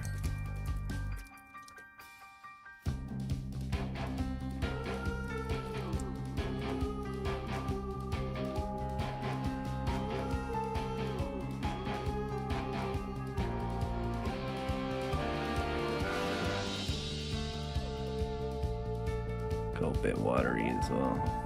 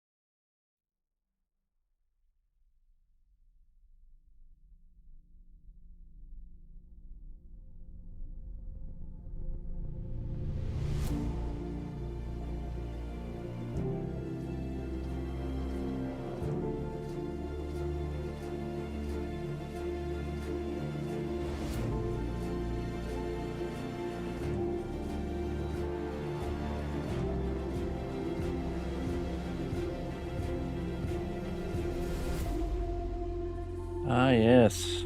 Should be able to see it pretty well here. The blood moon. The dark moon rises this night.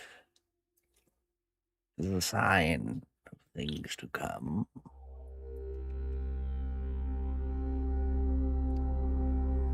It was foretold. Yes, it was foretold.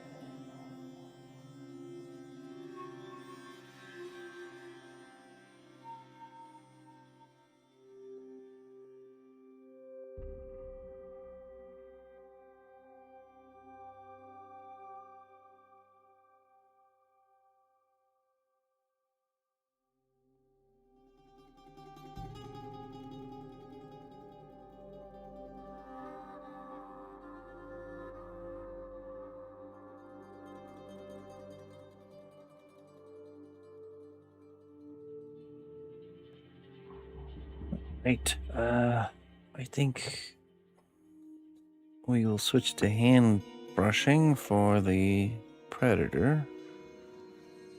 I think there might be some more airbrushing on this one.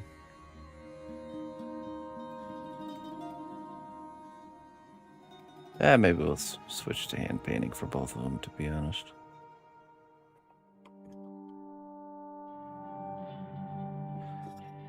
It's like that part of the journey where the car breaks down and then you gotta go by foot where the path ends. It's like, alright, you gotta put your backpack on. The rest of the way must be traveled by foot.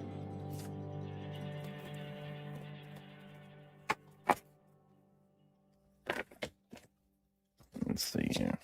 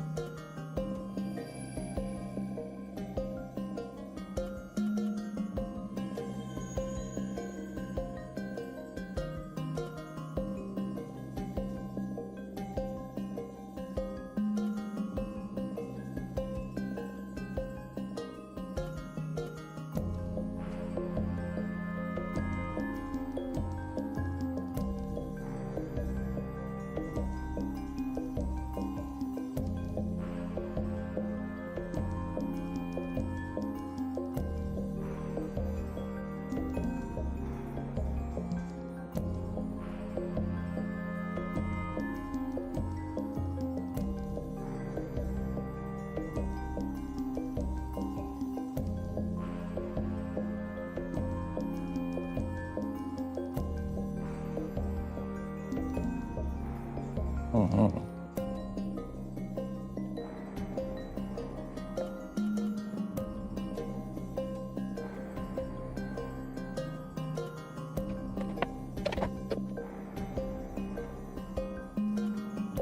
Wizards don't go on adventures. How we force other people to do it for us. We mark their door with little symbols so bands of dwarves show up and make you go on the adventure.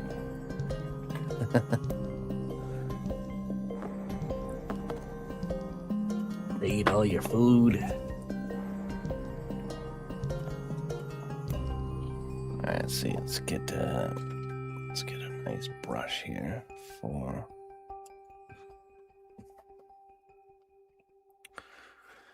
I think we will start with a nice flesh wash. We will wash the flesh.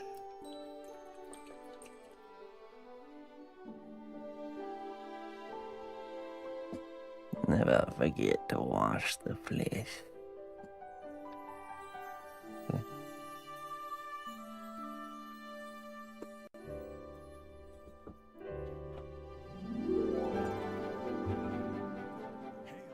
Noble ally, please accept these treasures as a gift for your unwavering service to the kingdom.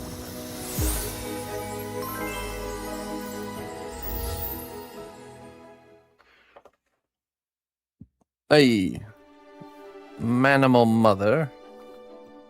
Thank you for the 48 months.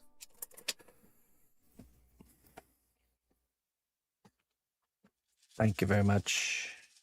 Thanks for sticking with me. Thank you for supporting me and mine.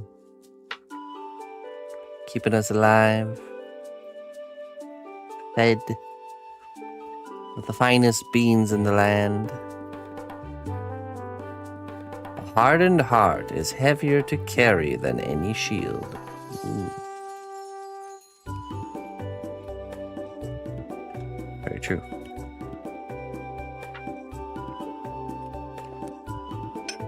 Don't let your heart harden.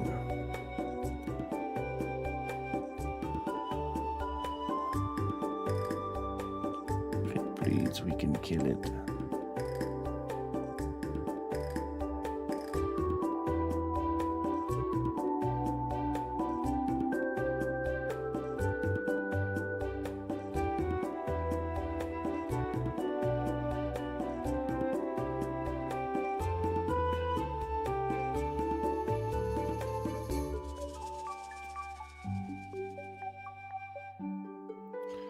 Hey, thank you.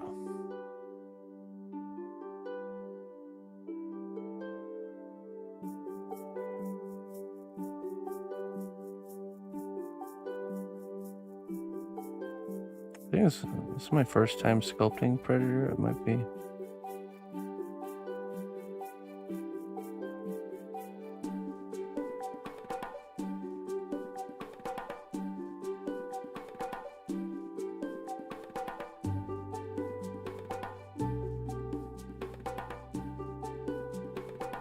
I watched the newest movie, yeah, I agree. It's actually pretty good. I liked it.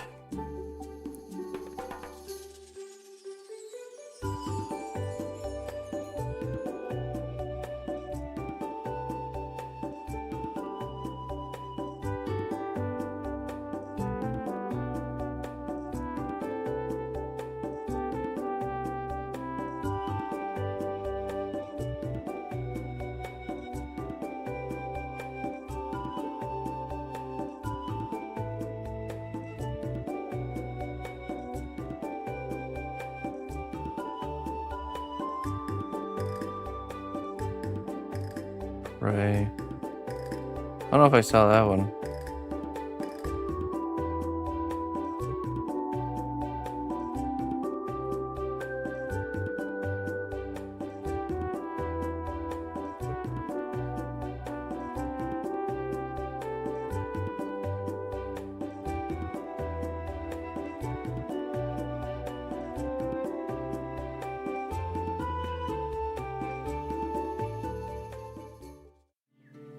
Listen closely, traveler, to what I say.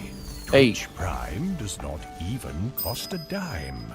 Thank you very much, Mojo. Click Mojo. Thank you for clicking the subscribe button. Click Mojo. I appreciate that. Thank you very much.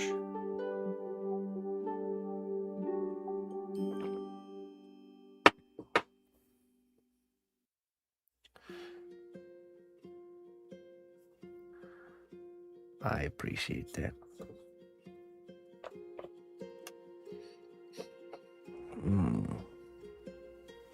Bloodstained red. I think we're going to use this as a wash for inside the mouth.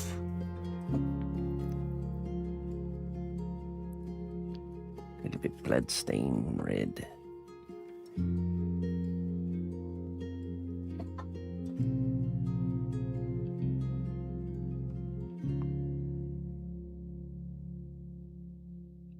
Pretty watered down, okay.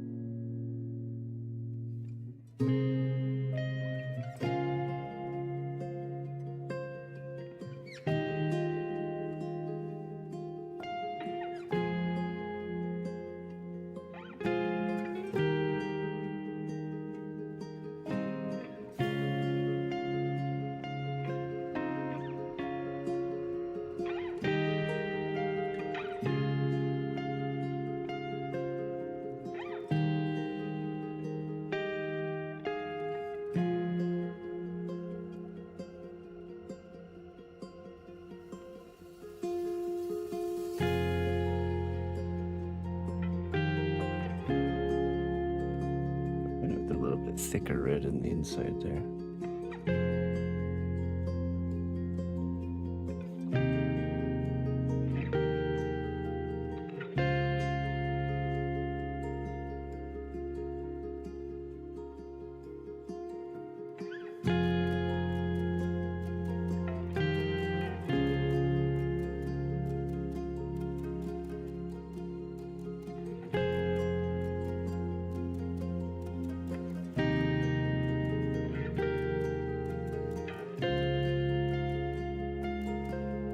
Flower man. Flower man.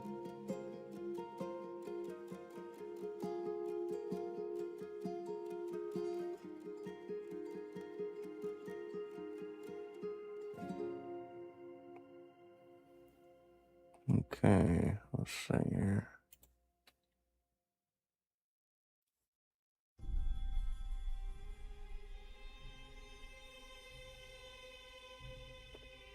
I'm gonna do the whites.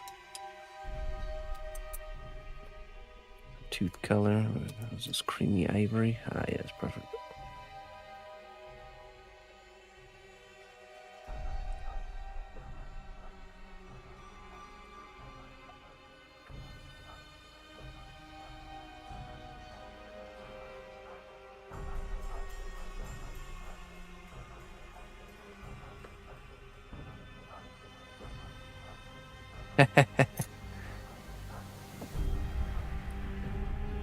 Flower man.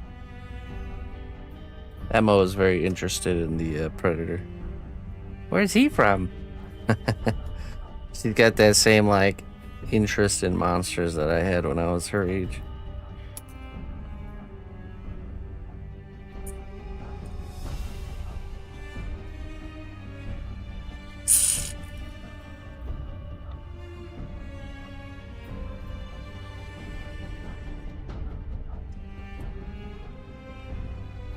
Thanks, boot camp. Pretty nice with a little bit of red wash on top of like a pink undercoat does. I was way too young, yeah, too, when I watched it. My grandpa showed me Predator when I was probably around that age, maybe a little bit older, but somewhere in there. And The Thing, we watched The Thing as well, which is definitely worse than the Predator.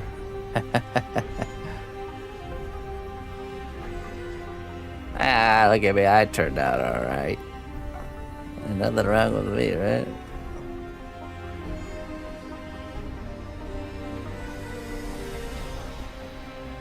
Perfectly normal.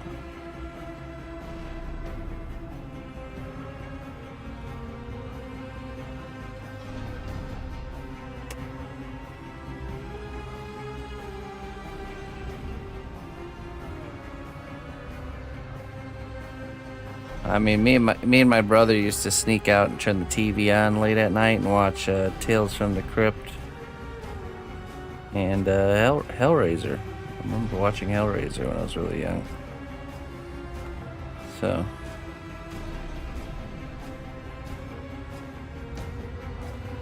just say I was quite involved in the monster world from a young age. From the very beginning, I remember I started drawing monsters. I was always wanting to make monsters.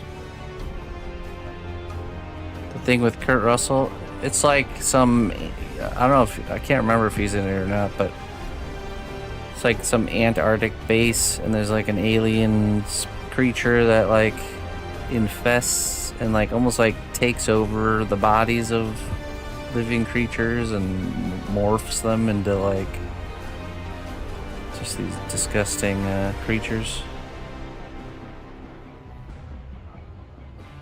Almost like uses their biologics as like building blocks to make new creatures. Whoa, spoilers. Oh man. Yeah, I think what's the rule for spoilers? You can't spoil something if it's older than a certain age.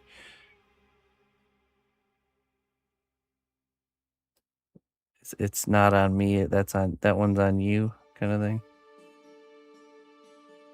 The rule is don't do it. No, there's a certain like rule of like if it's been out for such and such years, then it's basically public knowledge at that point.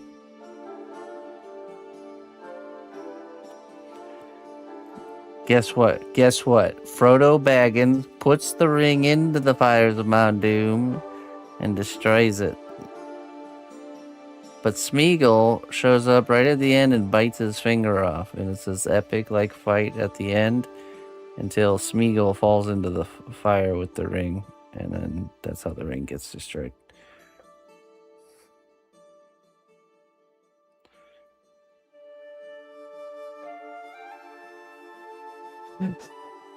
I've been aging it like a fine, like a fine whiskey or something there.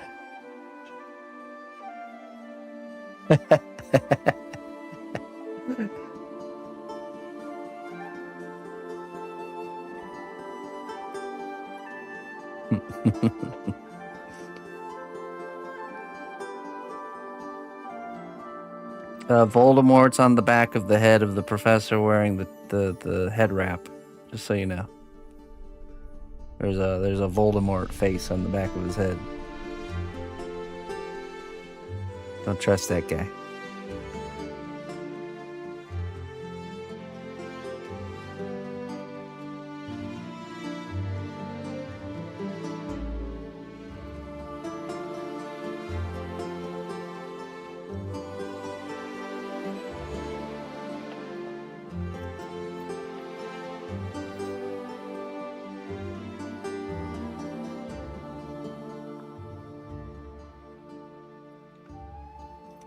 Don't rob it from some young person. I'm not robbing nobody.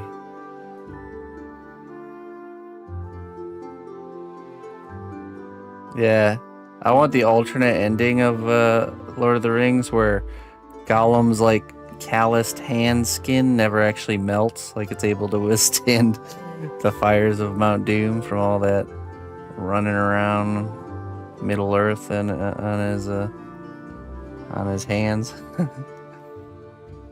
And it like floats to the edge of the pool of lava, and then like something happens and it pops back onto the edge, you know. Some magma rat or something grabs it and nibbles on it and carries it away, and then the story continues.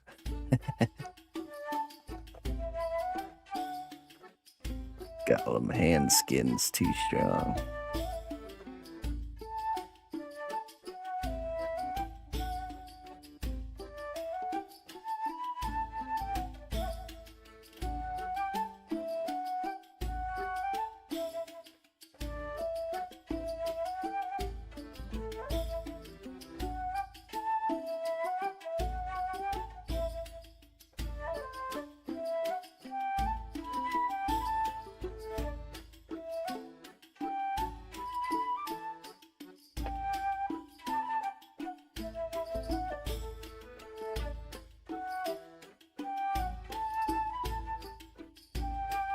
By a magma rat.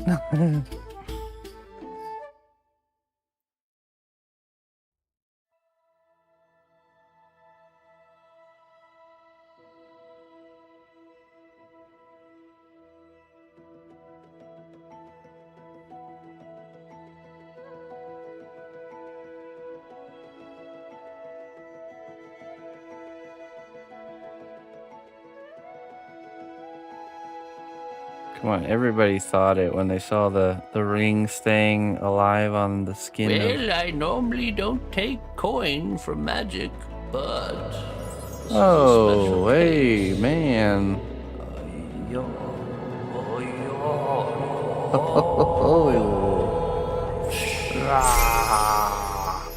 Yeah.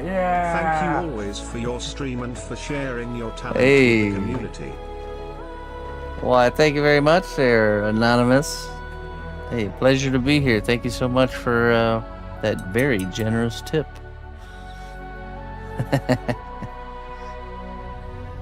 Hey, all right. Secret admirer, whoever you are, thank you very much.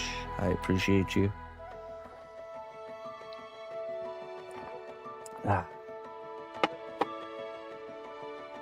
Wow. Didn't expect that. Bango Bongo dropped into legend for 2,500 years. A magma rat, you know, it'd be like a rat, but combined with a Balrog rat.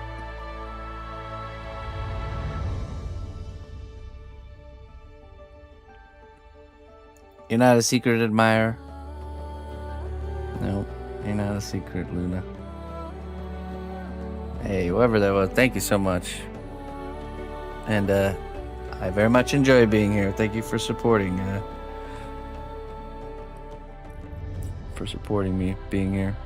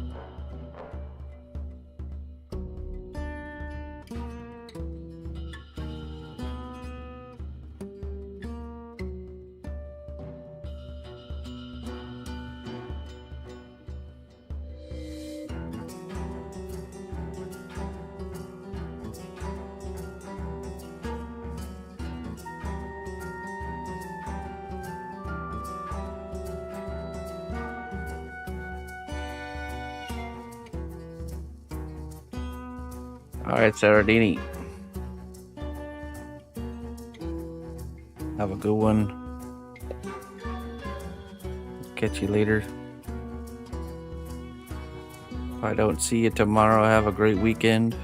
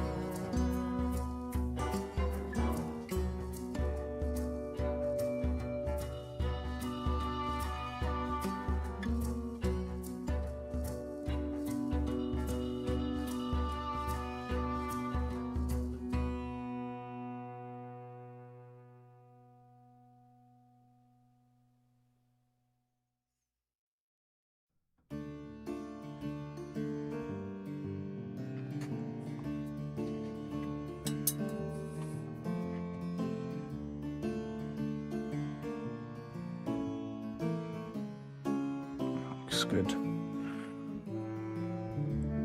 That looks pretty good.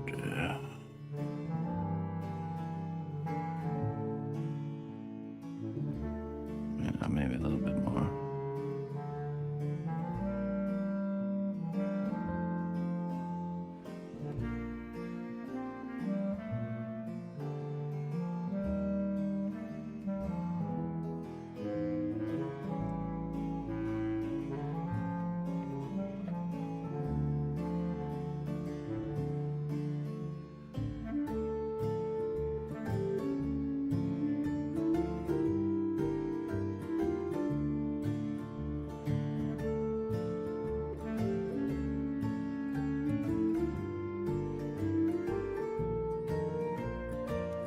There we go.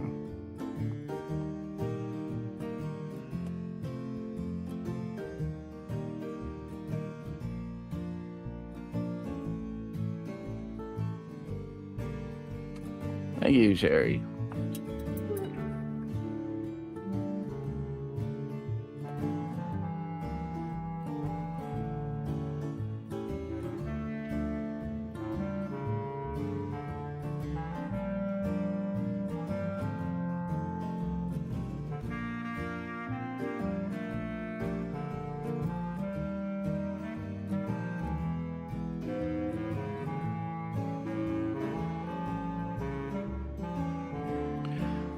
Okay, let's see.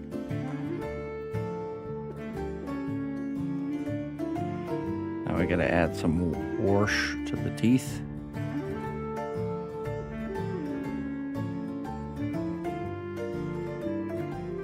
And then the eye color.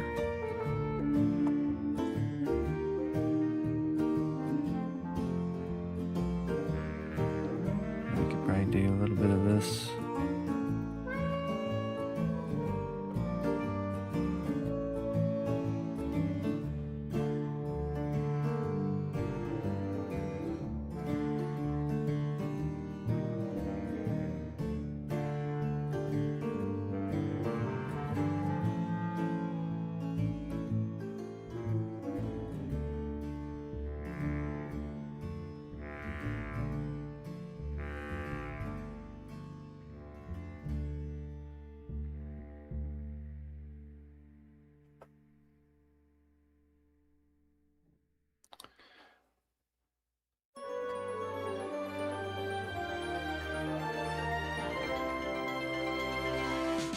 Yeah, right.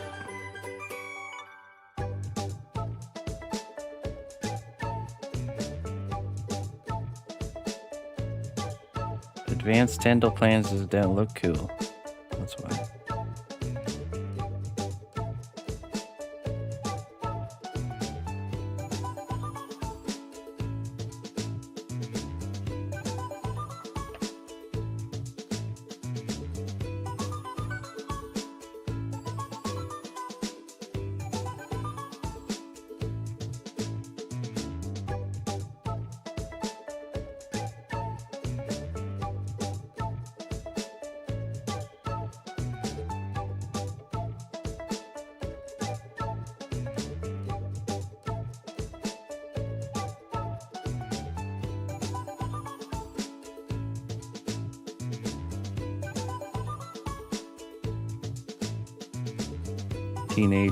Teenage predator with braces.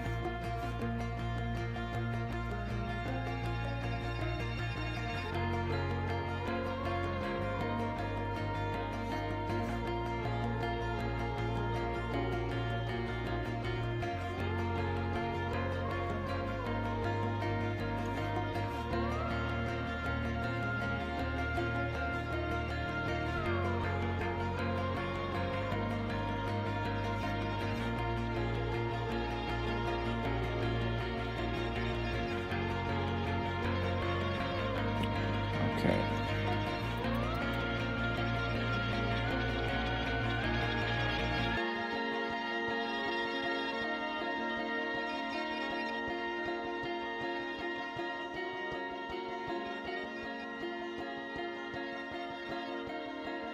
Let me do the eyes.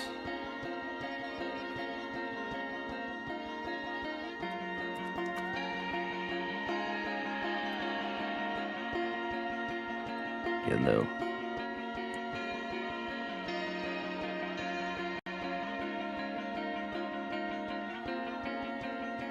Mixed with a little bit of green ochre. Ochre.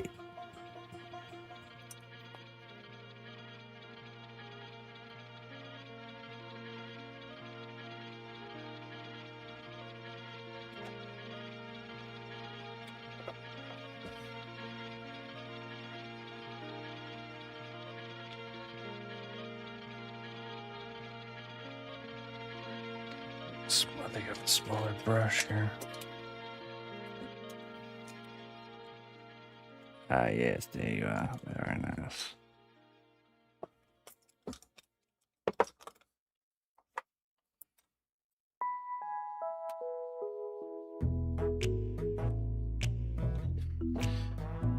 Start with the green ochre.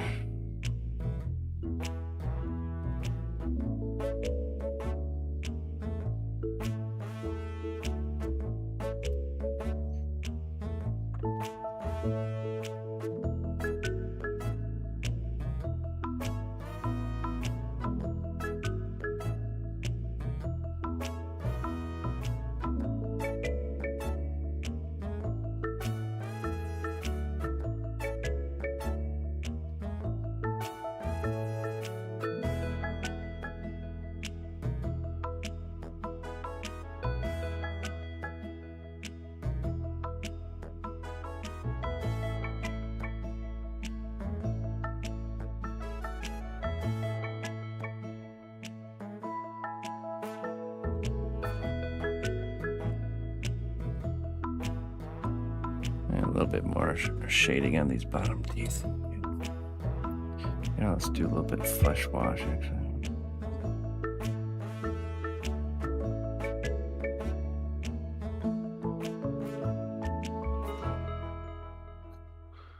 Hey, Wasabi, how you doing?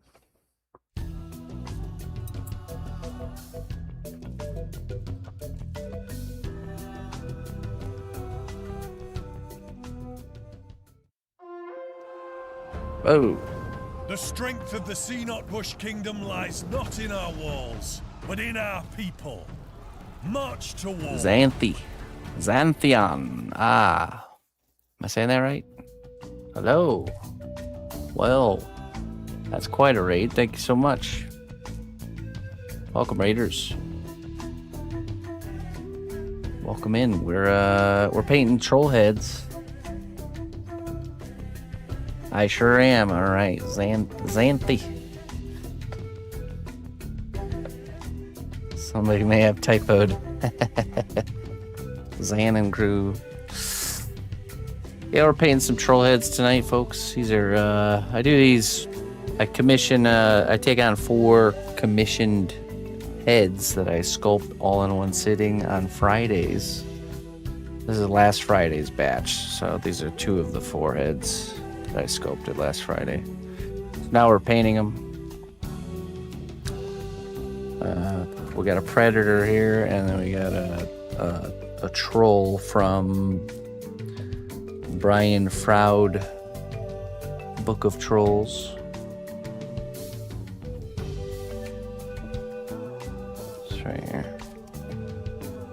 So they're able to pick out whatever they want me to make, and I just happen to have this guy right here. See it? That's the inspiration behind that one.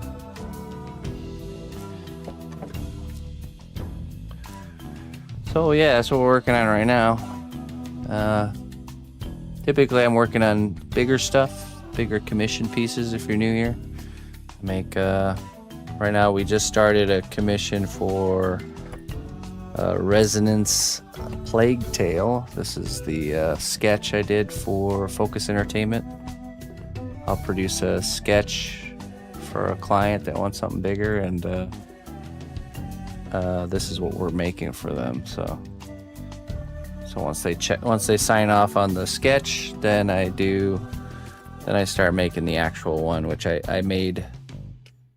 I had a really hard time making the likeness, so that was failed attempt number 1, failed attempt number 2, and we're on number 3, and I think we're actually on the road to success. So for this one, we captured her likeness finally.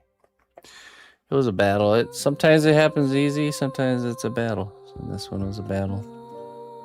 So once I get the head done, I can actually. Oh yeah, you like that? This is my mimic mug. This is made by Polly Studios, also known as Play in the Mud here on Twitch. She makes really nice stuff. Really good stuff. So yeah, we're painting those tonight. I'll show you some of the bigger stuff I got going on. We got a lot of bigger stuff. Basically, each day of the week I kind of separate into different activities, you know. And this is actually a bigger piece I'm working on painting. What do I do with the failures? I either turn them into abominations or they just get smushed. It just depends. They morph into Nurgles. This is a dragon, a custom dragon that I was commissioned to make here that we're in the process of painting. Let's see, let's go.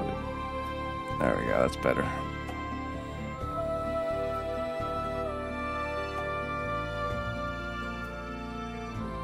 So this is a wall hanging piece, but still a lot more to do in this one.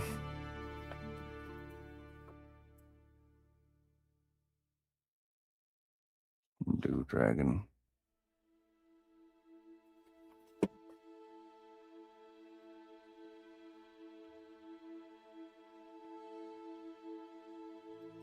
Xanthi, thank you.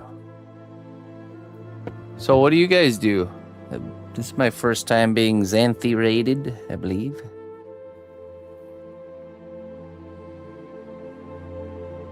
Here's some sculpted pieces that are waiting to be finished. This is Escape from Tarkov character from Escape from Tarkov. There you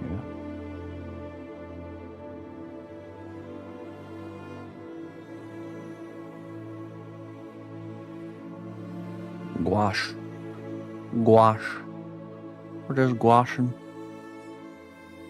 It's one of my favorite, it's my favorite paint name to say.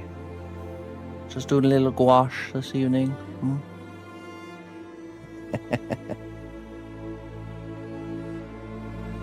This is a minion from Overlord, if you know it. Overlord from it's an old game from what, 2007. Yeah, I'm sculpting the Overlord. Undoubtedly the best mouthfeel. Gouache. I was just doing a little gouache this evening. Just gouaching around. Yeah, it's just this little sample of some stuff. We got all kinds of stuff in here. Good little sample.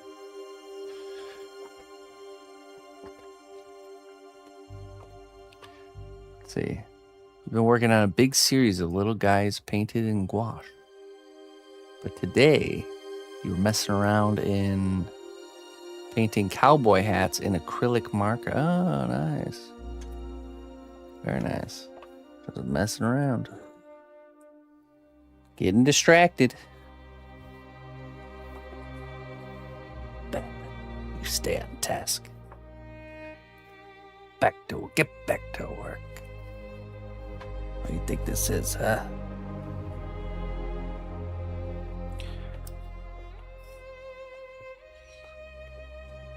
Okay, let's see what we got here. What's next? We gotta do the... Now we do the yellow. Bright yellow.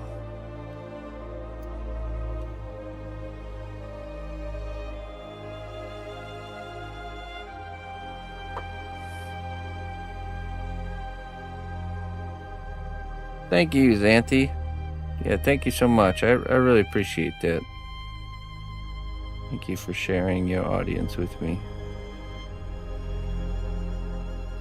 I shall return them when I'm finished.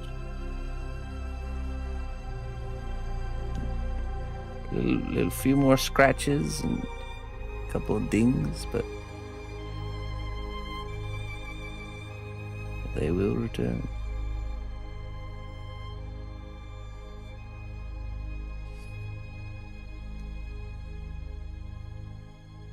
You just set them free, they'll find them. Go free. If you love them, let them go. If they love you back, they'll come back.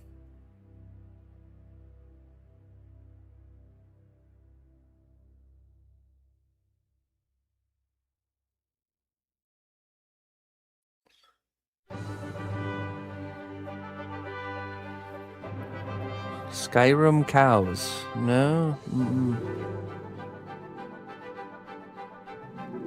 I've not done Skyrim cows.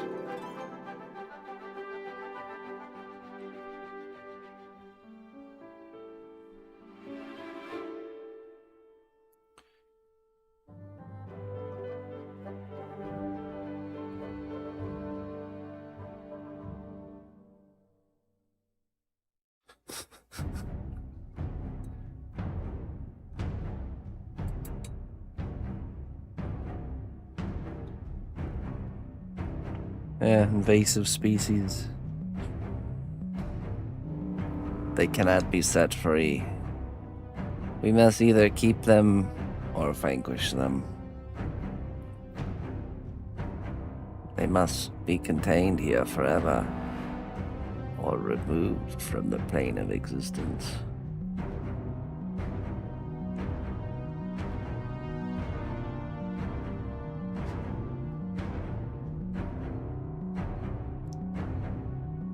Okay, bye. Wait. One more thing. Okay, you can go now. Just kidding.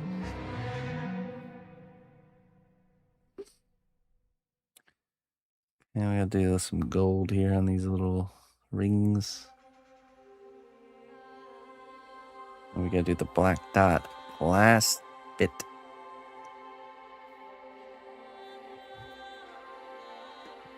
Gold.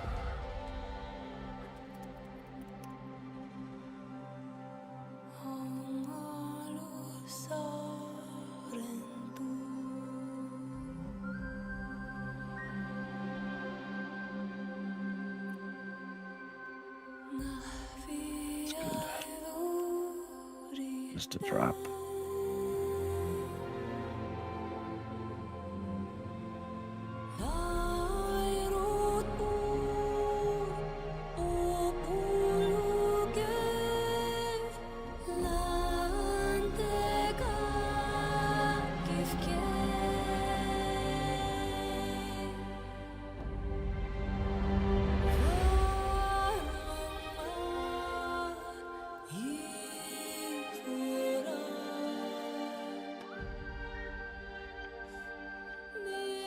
Can't forget the hair rings. I didn't do them all, that's for sure.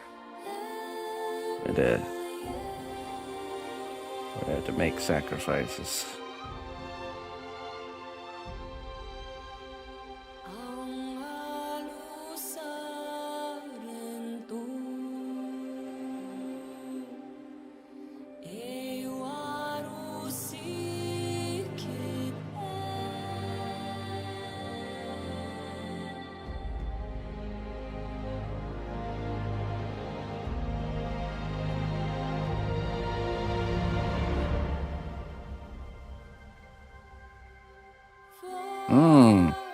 Joining the race. Tomorrow's a special day.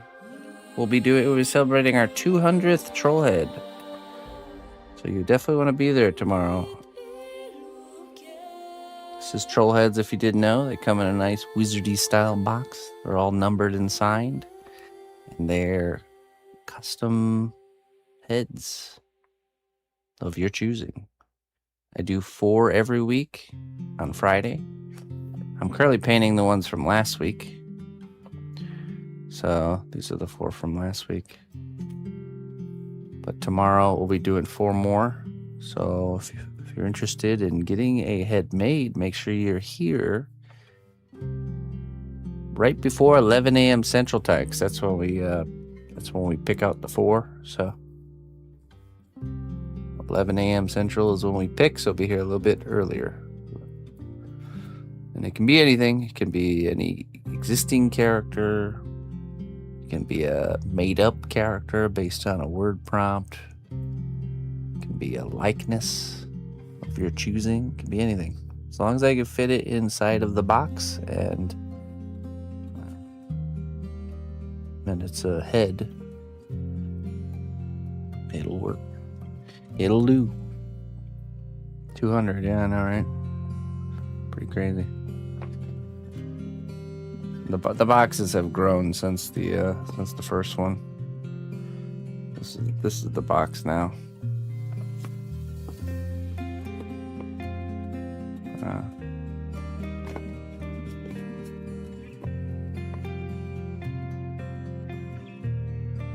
New premium size.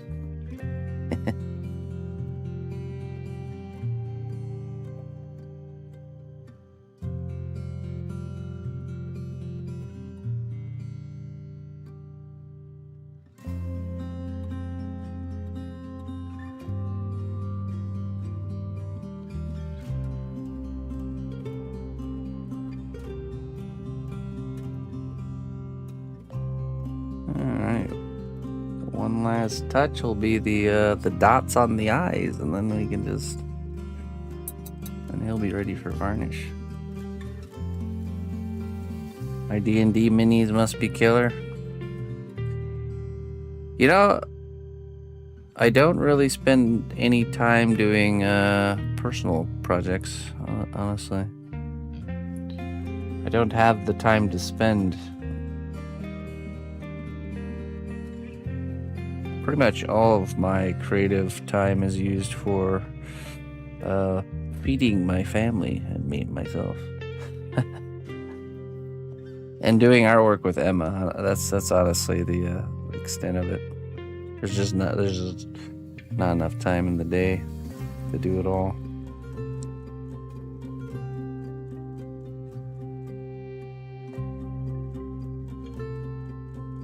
I suppose that's the thing, you know, to when something that's a hobby becomes your way of life, the way you think about that kind of stuff has to change.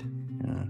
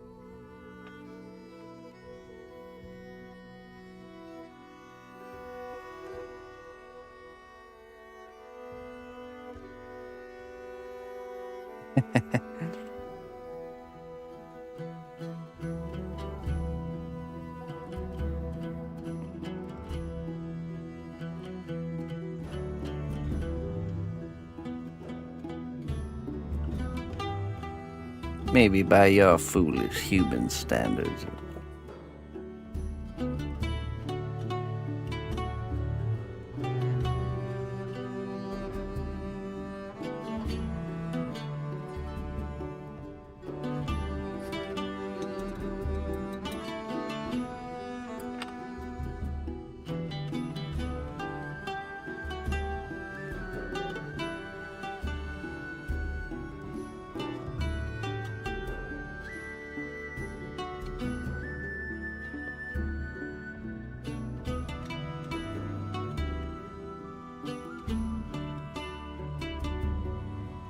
The third dot.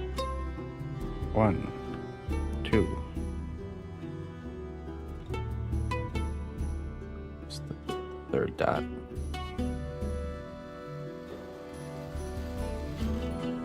1, 2.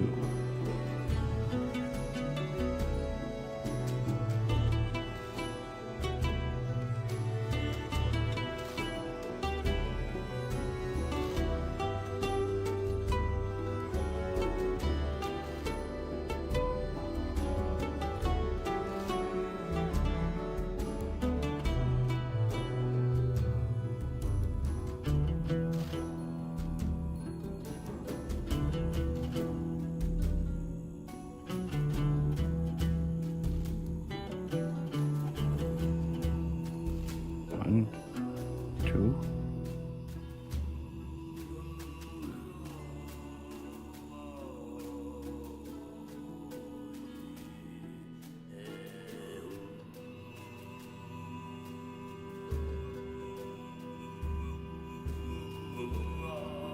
Yeah, I'm actually opening up my own nail salon. Actually, if you ever pull up to my house, it's like this like rickety old place with like imagine like sandy, like wasteland with like rusty corrugated metal fencing, and there's a bunch of these like random neon signs for all kinds of random side businesses. Tree cutting, nails, dentistry. And then I emerge out of the front of my house wearing a suit jacket that has like different colored sleeves than the like main part, like each sleeve is like a different suit all sewn together. Come on in, we take care of anything you need, we got it.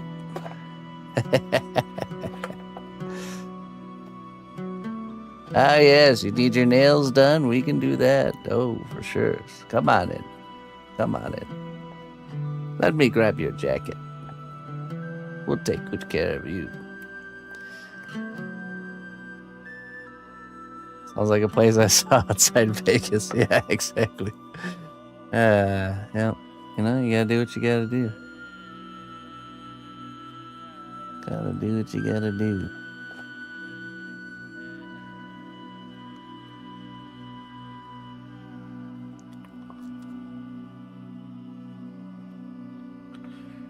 All right, this is looking good. I'd say this is a finished trollhead.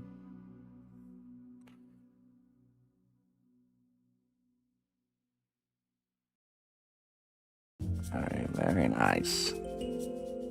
Definitely the predator.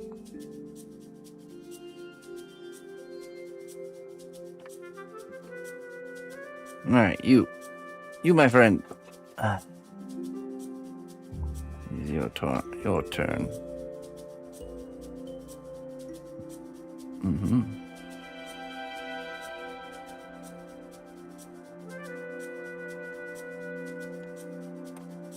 Let's see. I think I have some green wash. Yeah. Green. Give him some green washing.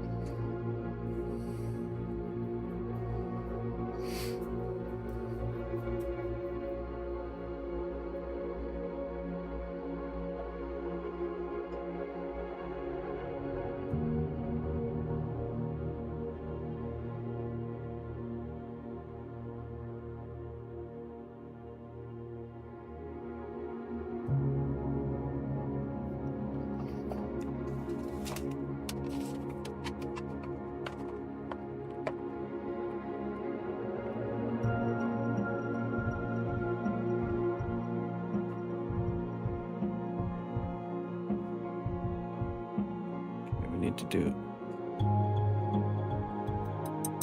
Kind of an orangey red for the eyes.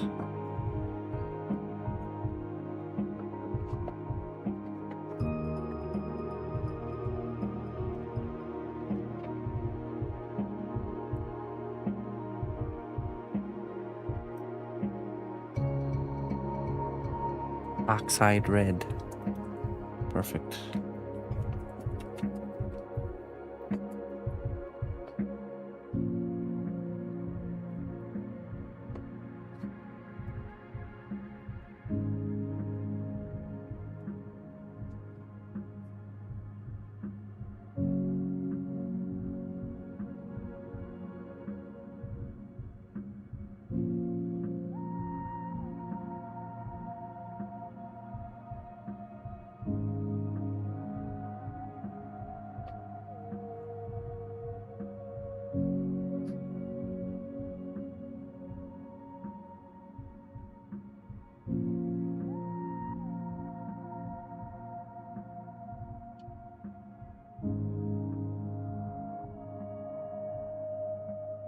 Frost, Mr. Frost. Mr. Frost. How do you do? Thank you so much for the raid.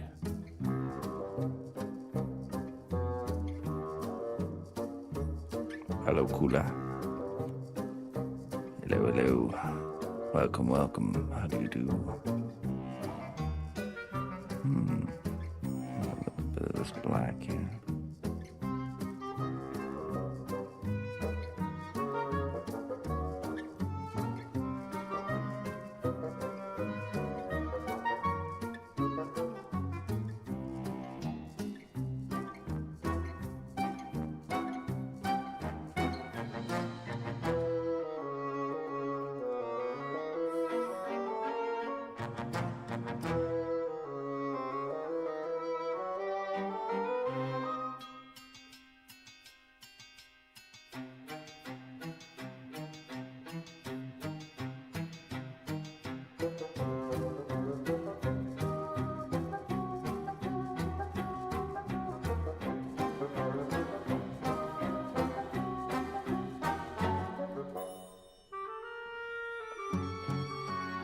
Painting miniatures, really?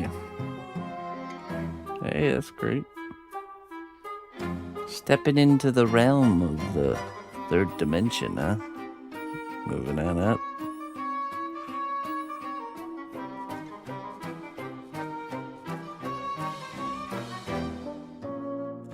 Dimensionally moving up, huh? Very good, Mr. Rose. Froze.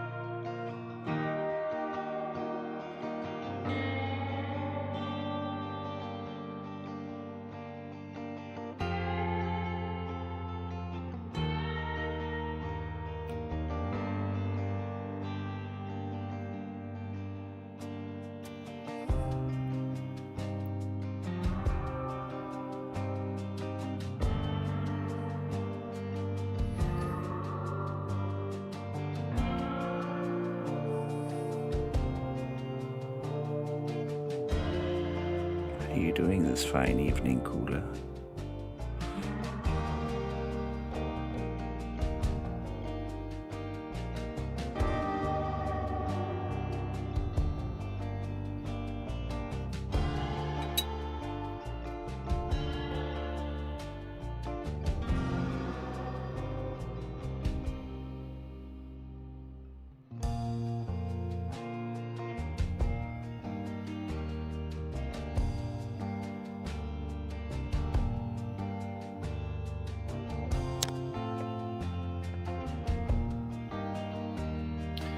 Transistor.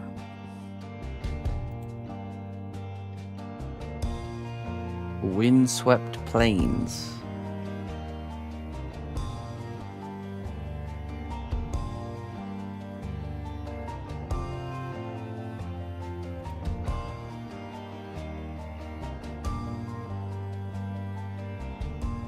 It's a Pokemon?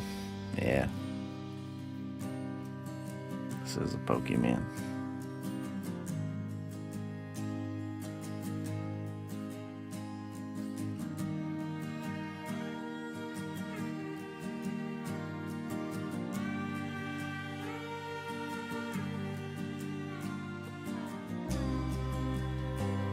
It's a literal troll head, yeah.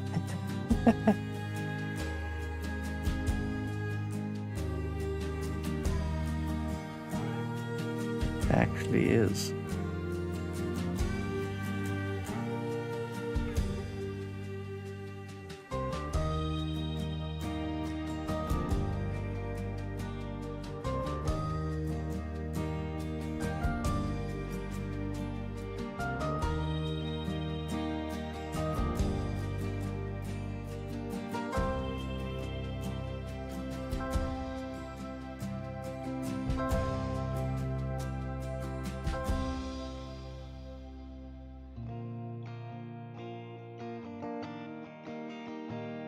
Oh, nice, Garden. Hey, glad you're back. A job done, huh? You did it.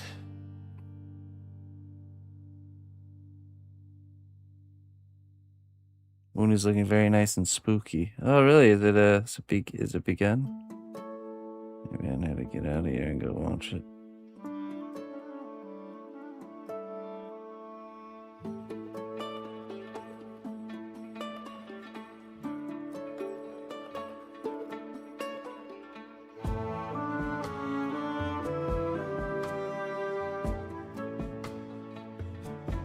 Victory bell, yeah, it does.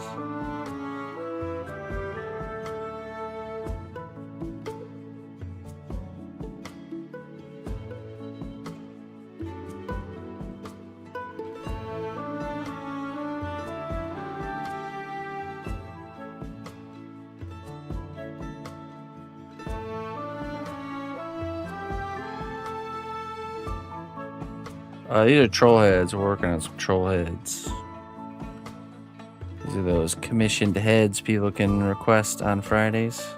This is our last Friday from our last Friday's batch.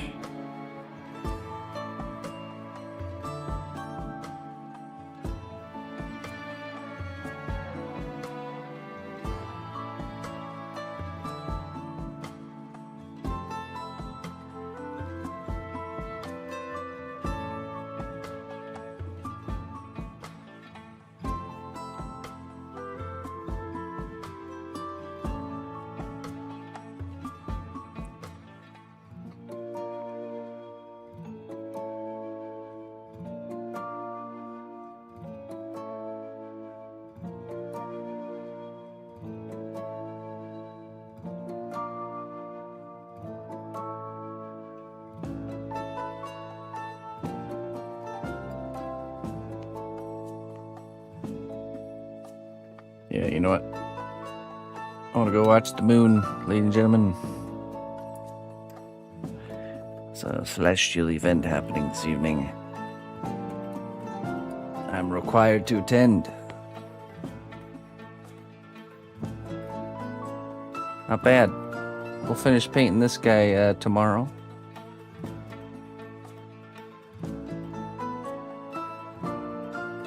And this guy is done.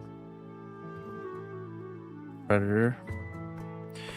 There's 2 others, and we'll just kind of work on them.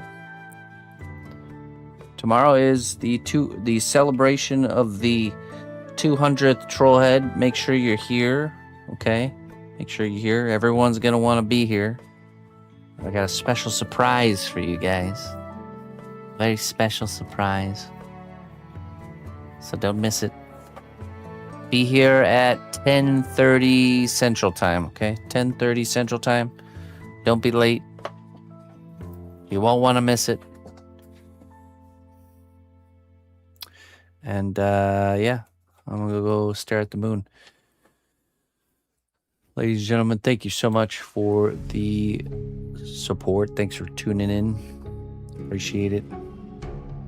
Thank you, whoever you out there, the anonymous tipper. Thank you so very much. Really, really generous of you. I wish all the generous go back to you 100-fold. All the generosity.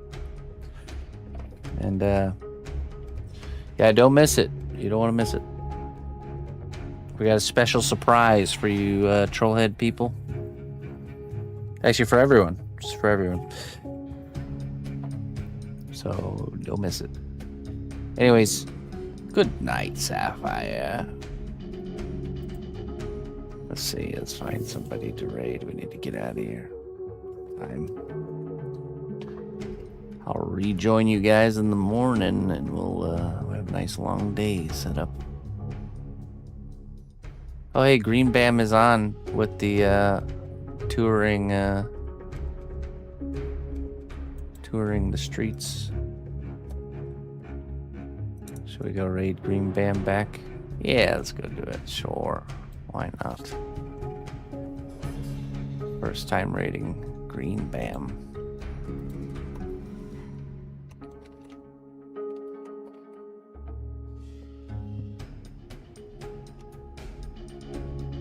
Yeah.